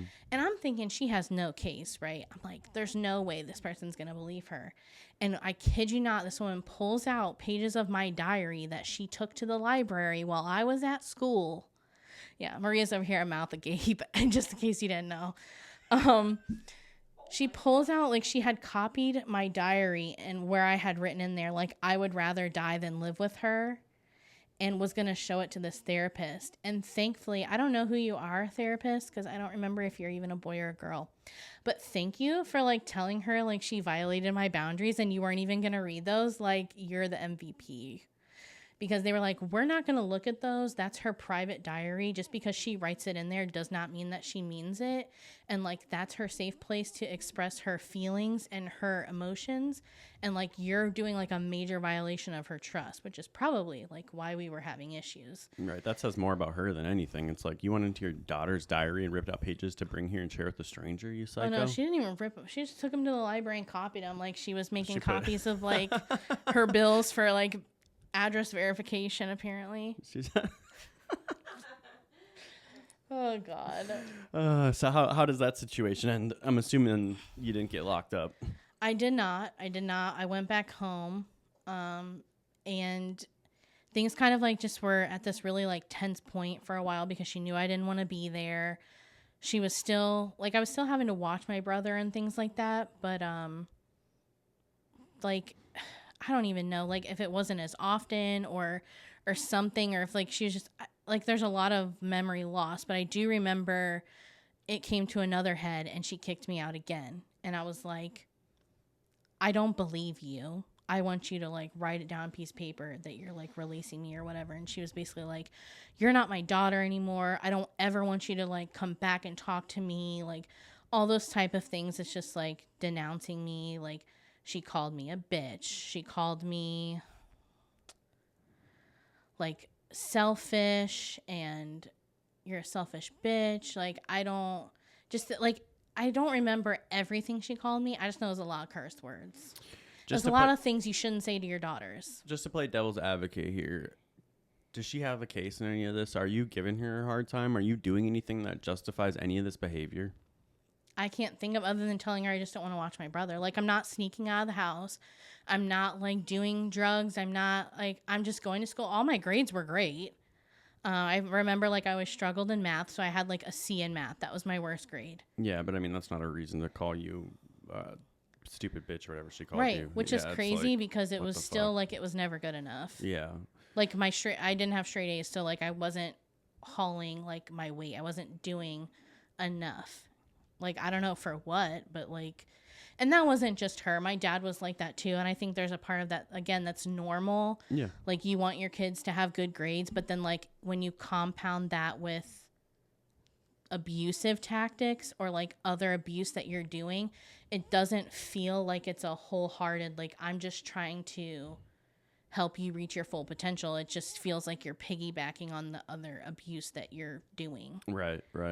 So I don't think I wasn't giving her anything. I wasn't cursing her out. I wasn't calling her names back as far as I can remember. Even if I did, I don't feel like that excuses the level and length that she went to. Because again, I was a child. Yeah.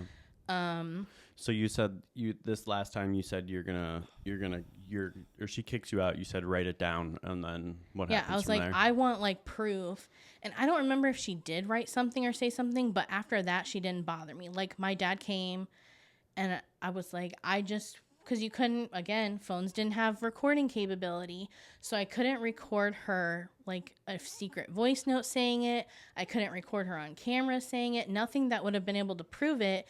And I'm just thinking, oh, this is just another day where she's going to call the cops in 2 hours and tell them that I ran away and tell them that my dad, is harboring me and try and get him like arrested again. Mm-hmm. Like, and then what's the point? So I'm like, I'm not leaving unless like you really mean it. And she ended up really meaning it. And I left and I went and lived with my dad.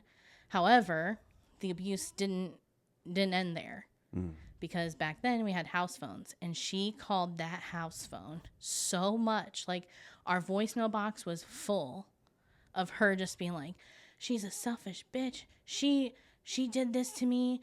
You know, she's not my daughter anymore. Tell her I said, which is funny because I can hear him. It's not like, are you leaving the messages for me or dad? Which one? She wanted you to hear it at the end of the day. She wanted me to hear it, yeah. And my dad eventually was just like, don't call, because I think at the beginning, like, I think I tried to call her back and, like, argue it out with her or like justify it, like argue my side. But the thing is, when you argue with a narcissist, you never win. You cannot change their perspective. No, it's impossible. My therapist has even said that narcissists do not change unless they're forced to, unless their entire world crumbles around them and they have no more supply. They will keep doing what they're doing until to get their ends, the meets, what is that saying? Like the means to an end. Yeah. They'll do that over and over and over again, and they'll get a new supply, and then they just start all over, and that's the pattern that they live. So she probably did that for 6 months to a year, like harassing me, and then she stopped. And then there's a point where I'm kind of like just living my life normally, like living with my dad and going out with people and doing things, and she calls me. And she says, you know, I wouldn't do this except your brother's dying, is like the first words out of her mouth. And I'm like, you know, of course I go into like big sister, like, oh my God, my brother's dying. What do you mean? Where are you? Like, what's going on? Like, you know, I'm ready to drop and do anything to be there because this is my brother. Like, I never really voiced it as like my half brother. It's your brother. It's my brother. Yeah. And if you know, you know, if you have a half brother, you know the same thing. You're not like drawing a line at like, well, he's only half. So like, just won't get him as good of a Christmas gift. Yeah, no, I have brothers. I have half brothers and step brothers, and they're all the same. Yeah, there's no difference. No. So she's telling me that she's sitting up at the hospital and he either was like dying from his medications, like kidney failure, I want to say, something like that. Whatever she told me, it was like, he's not going to live much longer. And so I'm sitting there, and then like after a while, like kicks in, like I need to ask her more questions because like this just isn't making sense. And I had already had something going on the next day, and I think it was like religious related, and she was like not into that. And it wouldn't have mattered what it was. It wasn't me. Like I wasn't just ready to just do whatever she wanted. And so she flipped the script like real quick, was super angry with me because she was like, I need you to come up here tomorrow. And I just need you to like be here with me and support me. Like, I'm just really having a hard time. And I'm like, well, what about Austin? I want to be there for him. I'm not there for you. Like, is it a point for me to come sit up there? Like, is anything going to be done? Or am I just coming to sit up there with you? Because I'm not coming to sit up there with just her. I'm not doing it. So that's when, because I didn't do what she wanted in that instance, she goes back to the you're selfish, you're brainwashed by your religion, you're, just anything and everything. Like, you don't care about your brother. If he dies, it's all your fault. Like, just goes right back into the same thing, which is also a narcissistic, like, that's just what they do. It's like the pattern. Like, oh, please, please, please help me. And then either you help them and you give in and you get sucked back in the cycle, or you're like, and they go bananas, like bonkers on you. And so that's what she did that time. Yeah, you want to watch a narcissist freak out, just don't give them what they want. Right. They're going to go fucking ape shit. Mm-hmm. And they like, I just don't get it. So I'm assuming your brother probably wasn't even... Was your brother even in trouble at this point as far as his health goes? Is there actually any truth to this situation, or is she just full of shit? I honestly, I don't know. If I had to guess, he's still alive. Yeah, it was so probably obviously just bullshit. He wasn't, I don't know. Yeah. I don't know. I don't know if like maybe at the time they thought that, but he's alive. Yeah. As far as I know now, and well. So, so then, again, there's a long period of us not talking. So then the most recent time that I stopped going, before I went like full no contact, and I'm just kind of at a point where unless I see some major changes like myself, then we are just not going to speak to each other. So my cousin grows up, the same cousin that she tried to fist fight in the yard, the same cousin who she refused to pay rent on her mom's house and like let it go into foreclosure with my grandma. That cousin grows up and has kids.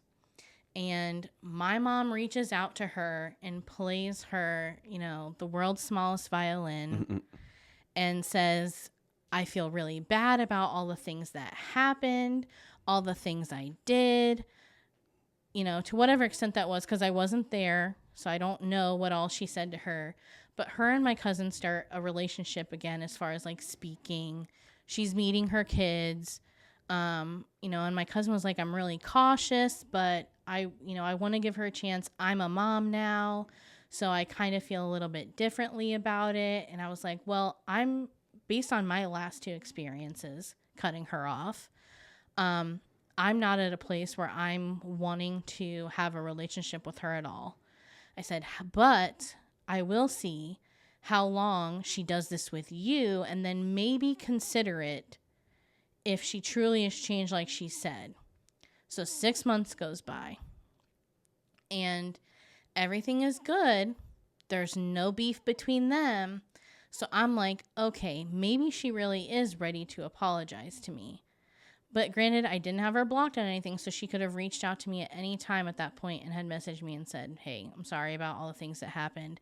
I really want to work on like us having a relationship. Is there a way that we can make that happen? And I would have been like, yes. Because I think so many people are like, you just cut your mom off.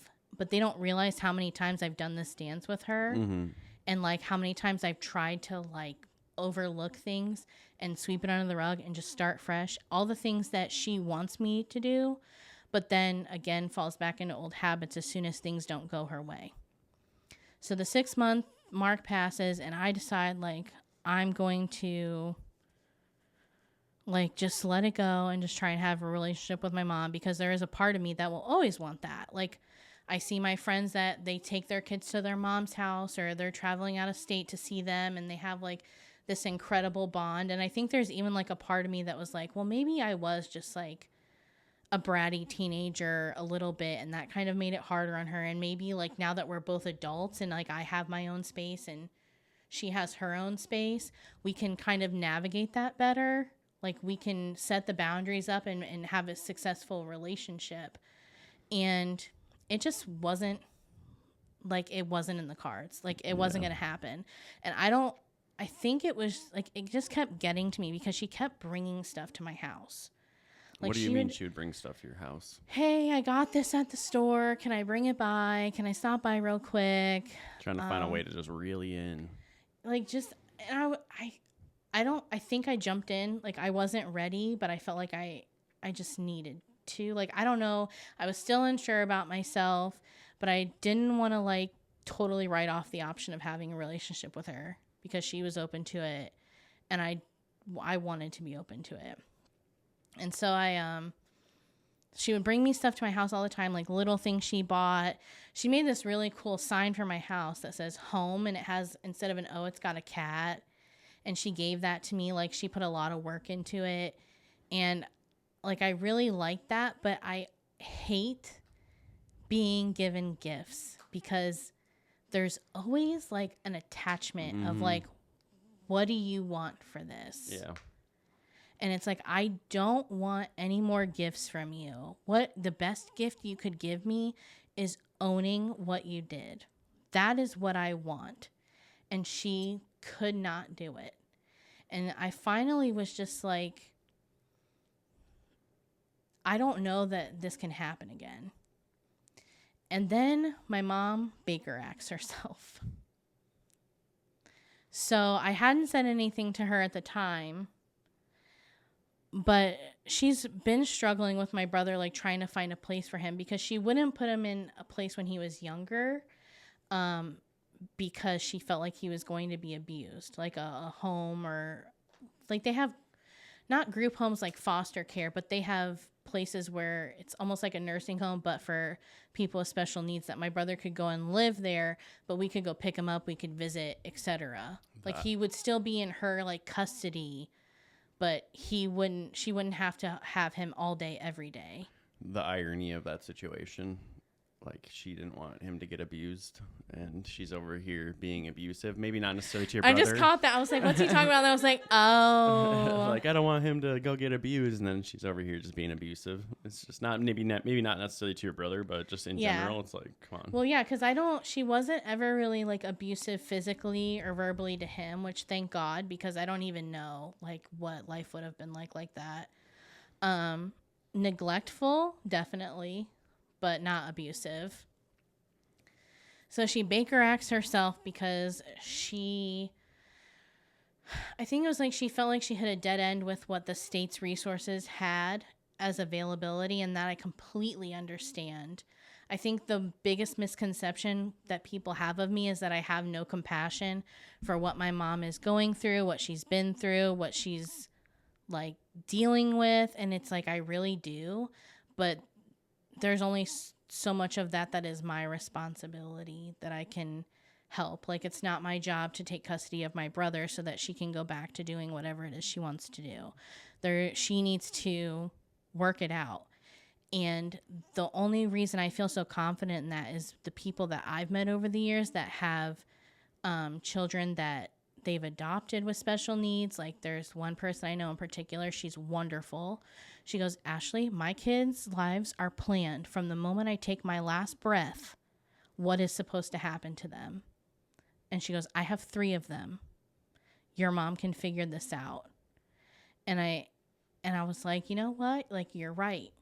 And I had told another person that I worked with, like, I was talking casually with somebody, and she came up and she was like, what? And she goes, yeah, her mom, like, dude, her mom's crazy. Like, tell her about blah, blah, blah.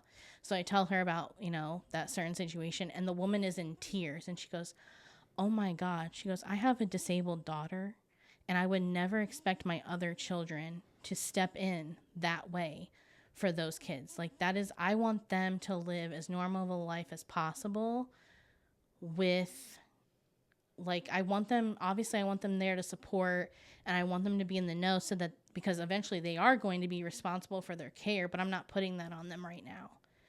And so I was like, oh, okay. So it's, it's not just my mom's crazy friends who also have disabled children who are telling me that this is my responsibility when it's not. Mm-hmm.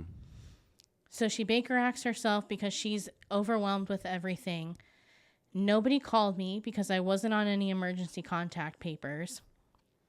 The neighbor, whoever she had talked to, like, called my cousin or called, like, I don't know how it was that the information got to me, but, like, my mom gave numbers to some people. Why mine wasn't the first one given, we can speculate about why that is. Right. Could be manipulation. Could be that she was just so out of her mind that she just, like, didn't think about it, but she was, like, aware enough to give out my cousin's number. So my cousin calls me and she's like, listen, they have your brother there signing papers. And I'm like, what? He's not even competent to do that, to make decisions for himself. How can he sign anything? So we race over there, and they are hand over handing my brother to sign these papers. Turns out it was just because my mom never went through the process to, like, there's a thing you do where it's like you have guardianship over them. I'm not 100% sure how that all works, so forgive me if I'm, like, misspeaking, but she had never done that process to where she would have to sign stuff for him that basically says he's not competent to do so.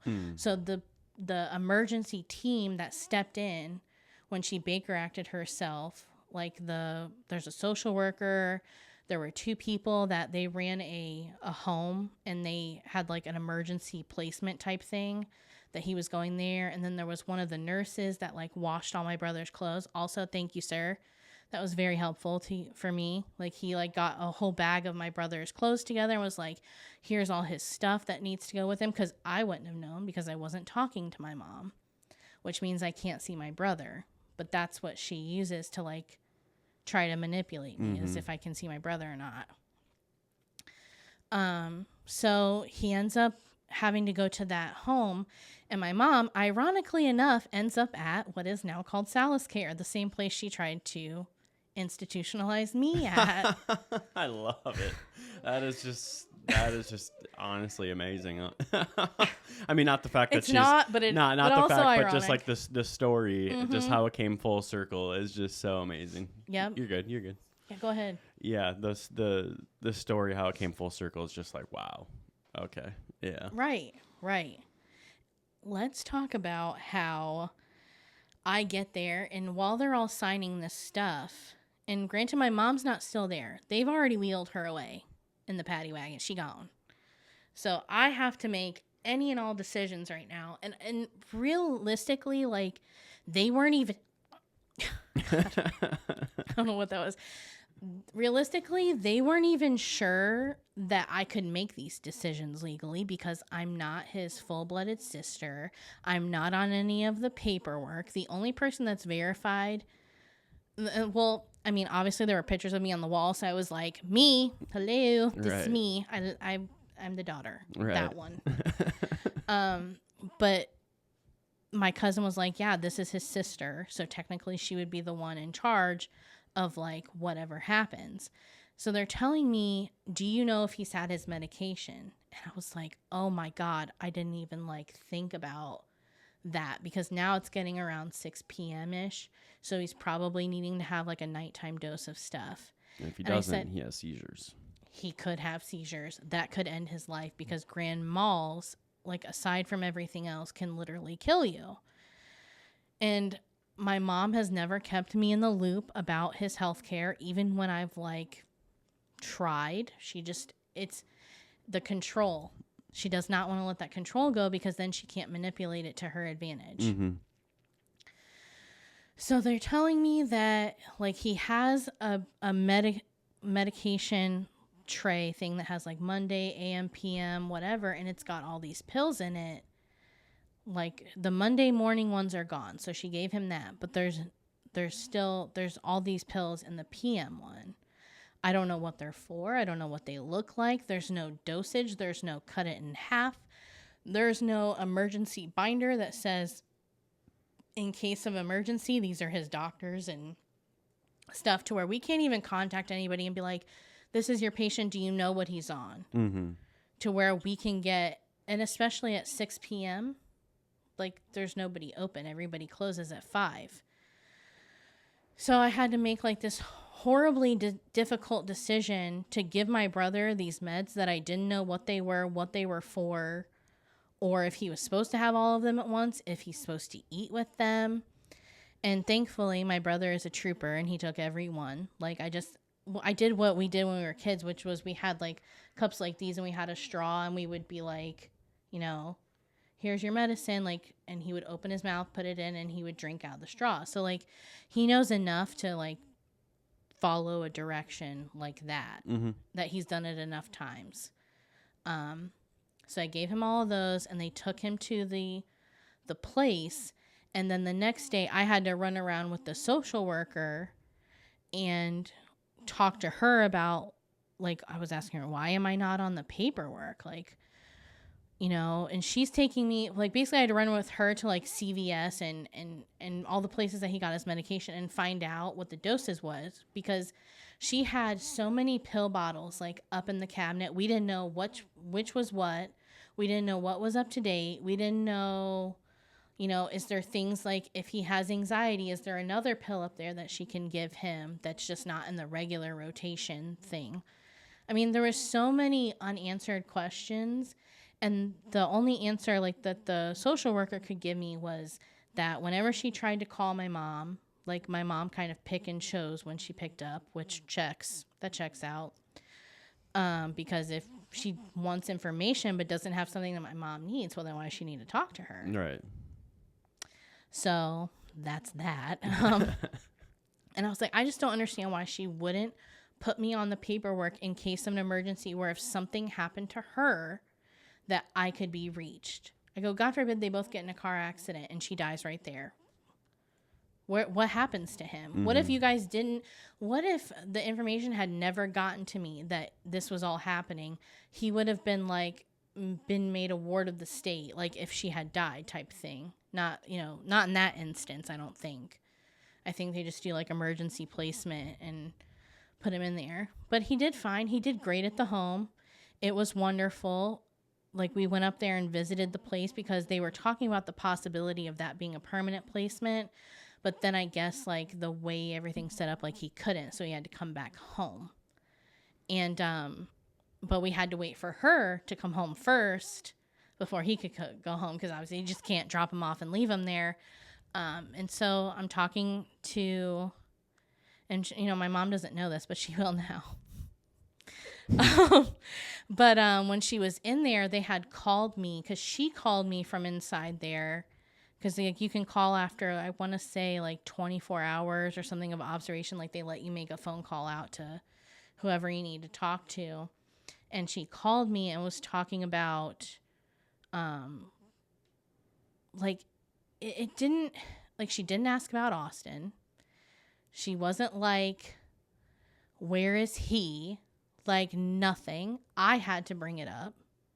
I was like, because she's talking about, so when I get out of here, blah, blah, blah, blah, blah, blah, blah, blah. And I'm like, okay, so Austin is in a group home right now, and he had an emergency plate. Like basically had to be like, I know that you're suffering right now, but your son, you know, that guy that you live with and take care of, like this is what's happening to him. Like Yeah.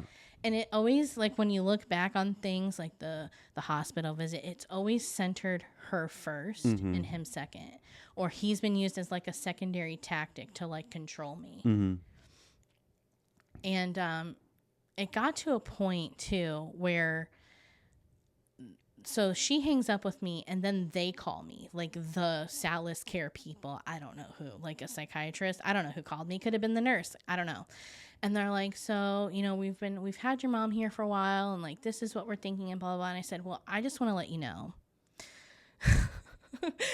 Hold up. Before you release her, I go, I just want to make sure that everything's properly done, because she has a tendency in the past to like manipulate things to like her certain way. And I go, I just want to make sure that she's properly medicated and that this just isn't like a farce. And like, you know, she'll tell people she's fine when she's not. I go, just really, I don't know even if I can do anything or if you guys can do anything, but I really think you guys need to just like really check her out, because I really think she's not taking meds that she's supposed to be taking. Because that was like, that's where my thing, I don't know if I ever asked you, but I started going, have you taken your meds today? Like, that's what I would ask her whenever she would call me. Mm-hmm. Because she goes into like her Alice in Wonderland like spiral, like down the rabbit hole. That's why I always say, don't go down the rabbit hole, Alice, because she starts to like spiral and like lose a concept of like what reality is. And what happens when she goes down this rabbit hole? Well, it's just that's her, and I don't think she does it intentionally. Like, honestly, I think she just is so wrapped up in like whatever. I don't want to say psychosis, because again, I'm not her therapist or doctor. It's like a circle. Like tunnel vision, just like focused on.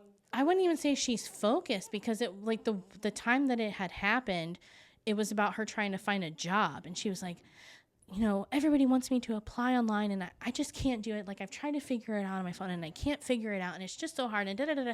And she just goes and goes and goes and goes and spits stuff out, like the same thing over and over. And I'm like, first of all, have you taken your meds today? Mm-hmm. Because that stuff, like, levels her out. And it's a notable difference for me when she's on meds versus when she's not.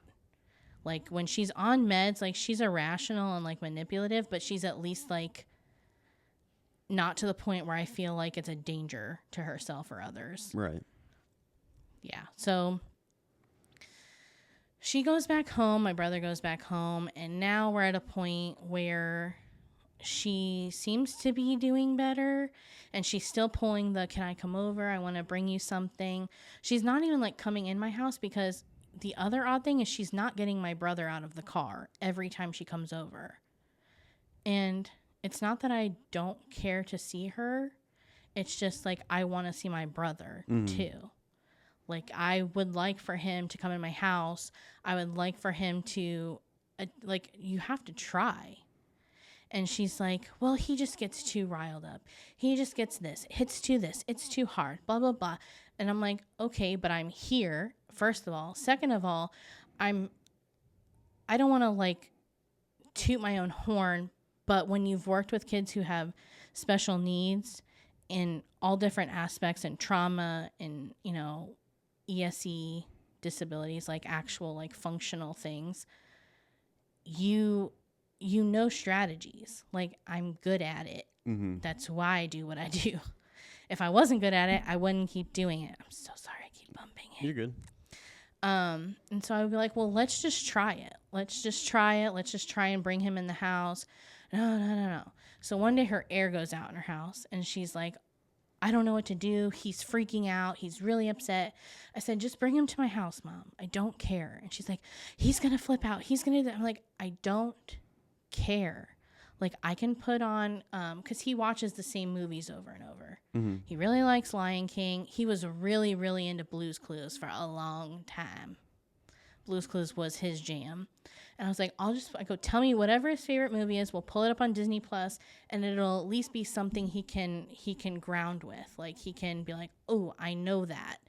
Because he had never been out of the car at my house, let alone inside. But it's so hot, and like, she didn't know when the power was going to come back on. I think it ended up being like a power outage in her neighborhood. Do you think the whole situation with her not letting him get out of the car is just like another control tactic? Because it's like now you don't get to see him every time. And Yeah, I don't know. What do you think that is? I don't know, because it's like I could walk down there and see him. She wasn't like, oh, you can't go see him. Like, he's going to flip out. So I could go down and walk down there. But I have also, like, I have medical conditions that I can't be in the sun for a long period of time either. Because then, like, I have skin issues that happen. So I don't know if it's like again, like, it always feels like she centered herself first and then, like, him second. Like, she doesn't think about how we would want to see each other. Mm-hmm. Like, he's a person. Like, I know that he can't make his own decisions in, like, big things, but he can make his own decisions in small things. Yeah. And that was kind of the same, like, thought process, like, you know, when I would talk about, like, why can't you bring him inside or, you know, just talking about, like, his behaviors and things that she was worried about, you know, because as an educator, I have strategies that I use with my kids that really aren't limited to an age group. They work with everybody. Mm-hmm. Like visuals, for example. You can show somebody a stop sign, and whether they're 5 or whether they're 50, they know what a stop sign means. It means stop, especially if you do it enough times, they know what that means. And so I was like, you know, we can start like trying these things, because the behavior therapist that was assigned to her by the state, like, she didn't feel confident in what they were telling her. And she would tell me stuff. And again, it's so hard when you don't know.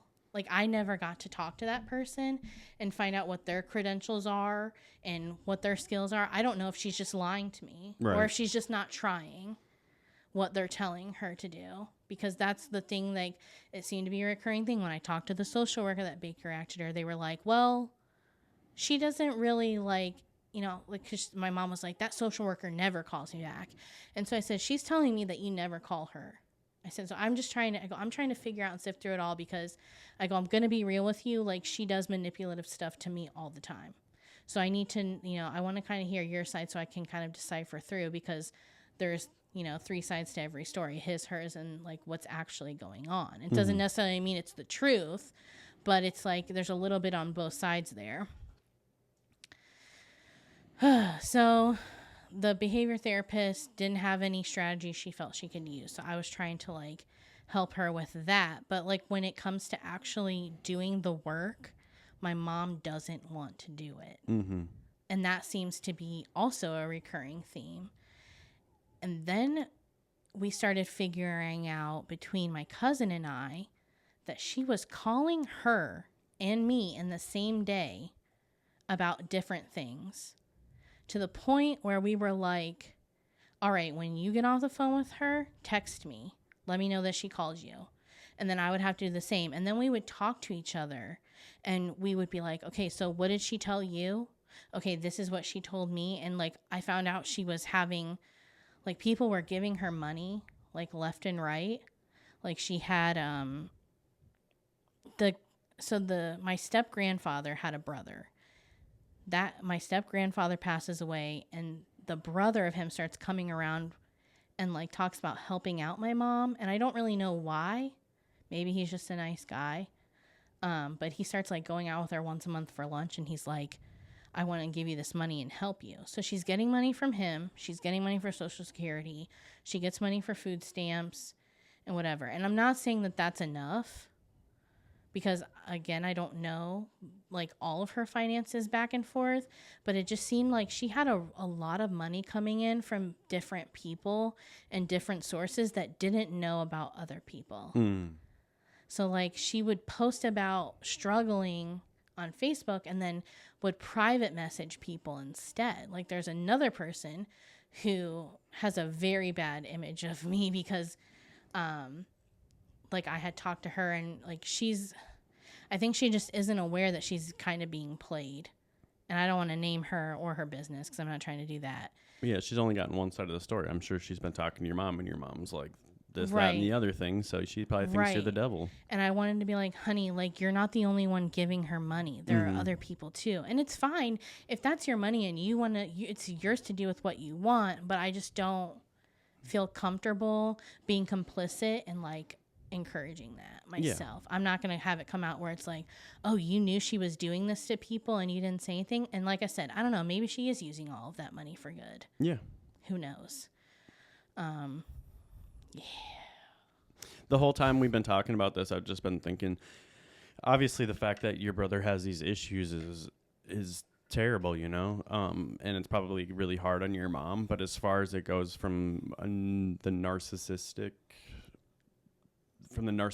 point of view, like what a great tool for what she needs. Do you know what I mean? Because you can use that in so many different ways when if that's your thing, is being a narcissist and trying to find that supply and pull those emotions and all that energy from people. What better way to do it than look at my situation, look at all these things I have going on. Yeah. Do this for me, do that for me. It's just when the card house falls and all of the things that you've set up preemptively to like try and manipulate people into feeling sorry for you, like that's your last card that you kind of like throw on the table, like, well, I'm the mother of a special needs child, like it's really hard for me, and I'm a single mom at that. I'm the single mother of a special needs child, because there are people out there that aren't doing this, and like that's a real card to throw. Definitely. Like, it's valid. It's a very valid card. I mean, it's one of the best cards you can. It's not. You don't want to be in that situation, obviously. Right. But it's like as far as anybody had a reason. Yeah, that's that would be a good reason to be like, wow, I'm really struggling. Yeah, it's terrible. So are you currently talking to your mom in any way, shape, or form? Do you guys have contact? No, because the last thing I said to her was like, she was trying to, I think, bring something by to my house again. And I was just like, you know what? Like I'm in my head, I'm just like, I'm so done with this. Mm-hmm. I'm so done with trying to pretend like I'm okay, like that this is enough, because this isn't what I want. And I was like, you know, Mom, we've been through this enough times, and every time, like, I keep hoping that things are going to get better. Like, they're not. Like, you don't take any accountability. You can't. I go, you can apologize to everybody else but me. Like, the one person who needs to hear it the most. Like, literally, if you apologize to me,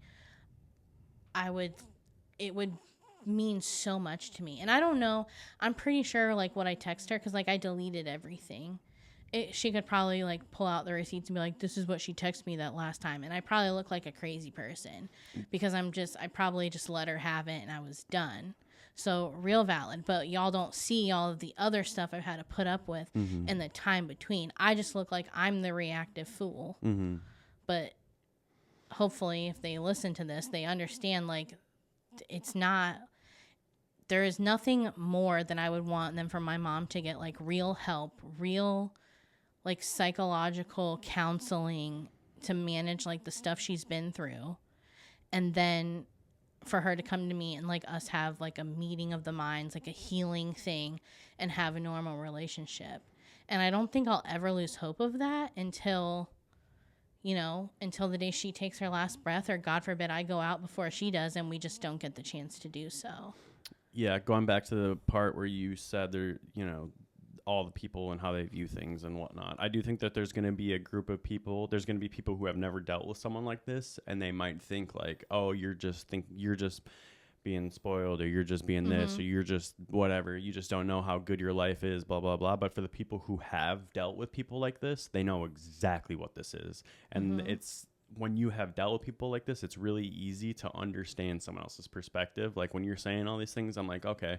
And not that my mom is like I'm just saying I've dealt with people like this in general. Yeah. I'm not saying it's like my Everybody mom. has. Yeah. But I'm just saying it's really easy to understand this story, this point of view, like all the little things. And there's going to be a group of people who hear this and they're going to be able to relate to every single thing that you're saying, and they know exactly what it is.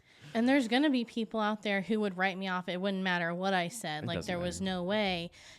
And that was kind of like, you know, the same thing when I started doing TikTok. I knew that people, you know, like I told you, and you're like, oh, I don't want to be a vulture. Like, I don't just want to like pick out the stories that are good and be like, look at her trauma, like as like a showboating like circus event. But there are so many people out there who have no idea that they're still being abused. Mm-hmm. Like, I've had people reach out to me that there was a girl, she was like 28 years old. She's a full grown woman, and her mom is still out here playing these games. And it's like, they need someone to tell them, like, you know, you're not a horrible person, because she was being guilt tripped too, like with her sick grandmother. And I was like, this is not what your grandma would want for you. Mm-mm. Like, she's not capable to tell you right now, but like, and people need to know, like, they deserve better. And I'm sure there's even other kids out there who, they have a sibling that has special needs, and that's not really talked about. Mm-hmm. Like, because God forbid, you can't put your mother, who is already struggling with having to be a single mother of a child with special needs, or just in general a mother of a child with special needs, you can't put them out there like that. Like, they're already struggling enough. And it's like, no, like, we're silently struggling. Mm-hmm. We've been struggling for years, and nothing's been more like validating to me, like getting on TikTok as that algorithm like funnels down. I've met so many people who have been through the same thing. Oddly enough, I've met a girl who has a brother who's disabled, and her mom was abusive to her. It's like, Mom, that would never happen community-wise. Like, I would never meet someone like that just walking around here, or even adding people through Facebook, because it's taboo to talk about. Definitely. So being able to have a place, because I don't connect my TikTok to my Facebook. There are people who have found me and whatever, like, y'all slip through and I'll allow it. But like I always say, the Facebook is the starter package. Like, if we can make it past that, then you can follow me on TikTok, and like we can converse about those things. But I'm really like, I really liked it much better when it didn't sync your contacts or sync it to your Facebook and be like, here, you know, these people, because I had that what is that? I can never pronounce anonymity. Mm-hmm. I had that. Like, I could go on there and post whatever I wanted. Like, I could post my truth finally for once and not have someone sit there and be like, you're grown now. Like, you shouldn't still be talking about that. Like, you know, they just invalidate you in so many ways. I even had someone say to me, like, well, if I had a daughter or a son that was heavily disabled, I'm sure it would make me a little crazy too. Like, you should cut your mom some slack. And it's like, just don't get it. I did, though. Like, that's what I did for so long. How much more slack could I have given her? Yeah. Like, how much more could I have created? And it's just like, but I really didn't. And that's what's so sad, is like, for so long, like I said, it's those outside people that have no idea what's happening behind closed doors, that they think you're just being a bratty teenager, and they just kind of like keep encouraging that person to like, oh, you're being a great mom, you're doing great. They're just, you know, going through something. It's like, there also needs to be people who reach those kids that are in there and being like, yeah, your mom probably is going through a lot, but like, that doesn't mean that they get to hurt you. Yeah. Even if they're hurt from other things, because my mom had trauma long before my brother. Well, I mean, that's where a lot of this stuff stems from. She had her own trauma, and that's the cycle. Which, like I said, the generational trauma thing is something I did not ever think about until I went to therapy. Mm-hmm. Like, I would have never, and I think it's funny because a lot of people villainize therapy as like, that's the thing that makes people like flip on their parents and like stand up for themselves. And it's really not, because it gave me a lot of compassion too. Like, my therapist in no way were like, you should forgive your mom, but they probed with those questions of like, tell me about her childhood. Like, what do you know about what she's going through? And you start to look and you're like, oh, exactly. So that's where that comes from. Like, oh, okay, it's not right, but at least like I know one, it's incredibly validating because you know it's not you. Mm-hmm. It's an outside factor that you had no control over, because I'm sure like anybody who's been through it, it's like the narcissist always tells you like, well, if people really knew how you were, like they wouldn't like you. Mm-hmm. Or if like people knew how you acted when they weren't around, like, you know, the same thing. If they knew the real you, then they wouldn't like you. And so having someone be like, it's not you, it's not them, it's this, like, take another step up on that, and then you're like, oh, okay. It's incredibly eye-opening. Yeah, freeing in a way. That's a slippery slope, though. When you start thinking like, oh, it's not you, it's not them. I mean, well, it's not you, but when you think it's not them, it's this thing, and then you start to have that compassion again, but then you started getting reeled back in a little bit, and you start making excuses, and it's like the end of the day, these people are the way that they are, and until they fix themselves, they're only going to hurt you most likely. And yeah, there might be some goods and some positives in between, but at the end of the day, they're going to be like this until they figure it out. So don't focus on the don't harp on that too much. Don't don't give them too much compassion. For someone who might be in this situation, and I have a feeling there's a lot of people who are going to watch this that will be in this situation at some point in their life, what would you say to them? Yeah, that's a big question. At this point in my healing journey, because I don't want to there are so many people out there that they've been through their whole thing. They've gone through therapy, and now they're like on this other end where they're doing all of these great things, and they seem so healed. And they are healed. I'm not trying to say that they aren't.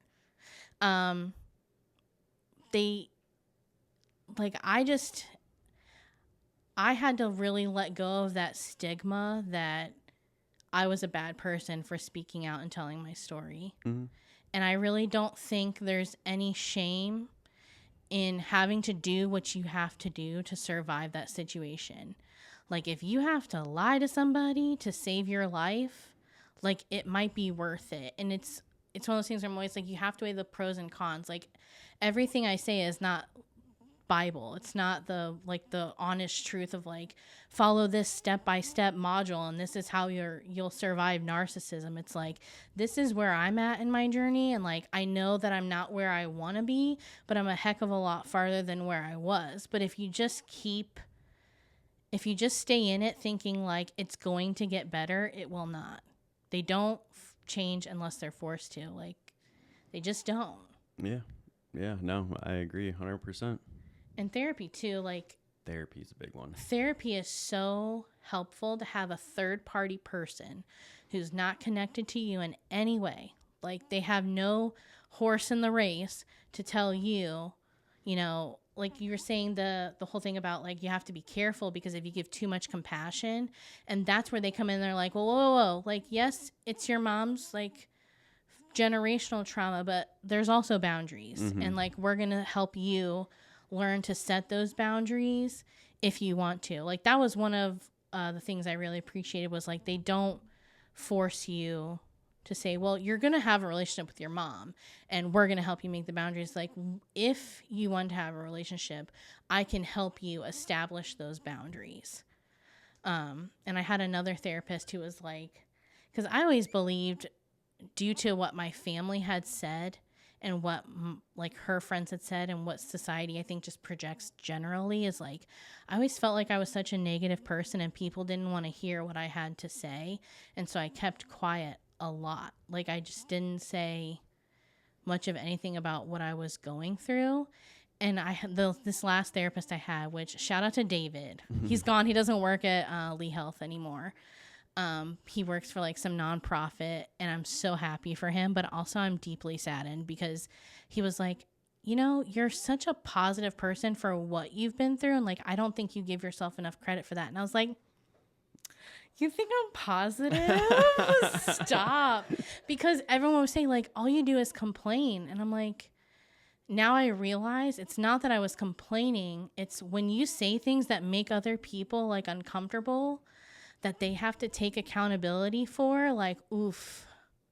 Not everybody's ready for you to be the healer in the family. Like, I was told, she's like, the therapist before him was like, Ashley, you're the healer in your family, and that's why you can't help but open your mouth is like you're the person calling out all of that generational trauma, trying to stop it because you've seen how it's torn up your mom and it's torn up your relationship and you want to stop it. But not everybody's there with you. No. Like some people, it's just easier for them to sit like kind of complacent and just hope that the storm passes. And I was like, that's a big thing too. Yeah. That's it's really sad to watch in my family. I see a lot of that, not with like the narcissist things, but just stuck in a place and they're just not trying to grow as human beings, not trying to self-reflect. They don't want to do the work. And I'm not a person who can live like that. So it's really hard for me to understand. I've always been the type of person where I want to get better in any way, shape, or form that I can, whether that's physical, mental, everything. And I see these people who don't want to do that and they don't want to do the work. And it just makes me really sad. And you be sitting at those family dinners like, oh my God, I swear to God, if Uncle Jim opens his mouth one more time about this, I am going to come unglued. And they're just like, yeah. I mean, I think today went great. I think we hit all the main points. What do you think? Yeah, we definitely talked about like all childhood stuff. Yeah, I mean, we'll tune in next week when we have her mom on. No, I'm just kidding. She wouldn't go to Dr. Phil, and I don't know what he would. And he was going to pay her too. He was going to pay her to be on the show, but she refused. Yeah. Lost the bag. I thought, man, I'm telling you though, I thought if I was ever going to get her on something, it was going to be Dr. Phil. Because I was like, if he pays her money, she'll show up. And she was like, no. So if you guys want to find Ashley, I will leave all her info in the description box down below. If you're listening to this on Spotify, I don't know what to tell you. I don't know how Spotify works quite yet, but we'll get it figured out. But anything else you got to say? I don't know. Just keep on keeping on, kids. Like all I can say is like, you just got to keep pushing forward, because if not, you're sliding back. I don't know. If you're not first or last. That's not what I want to say. That's getting left in. And with that, we are out. Please like, comment, subscribe, share with your friends. Appreciate you listening and love you guys.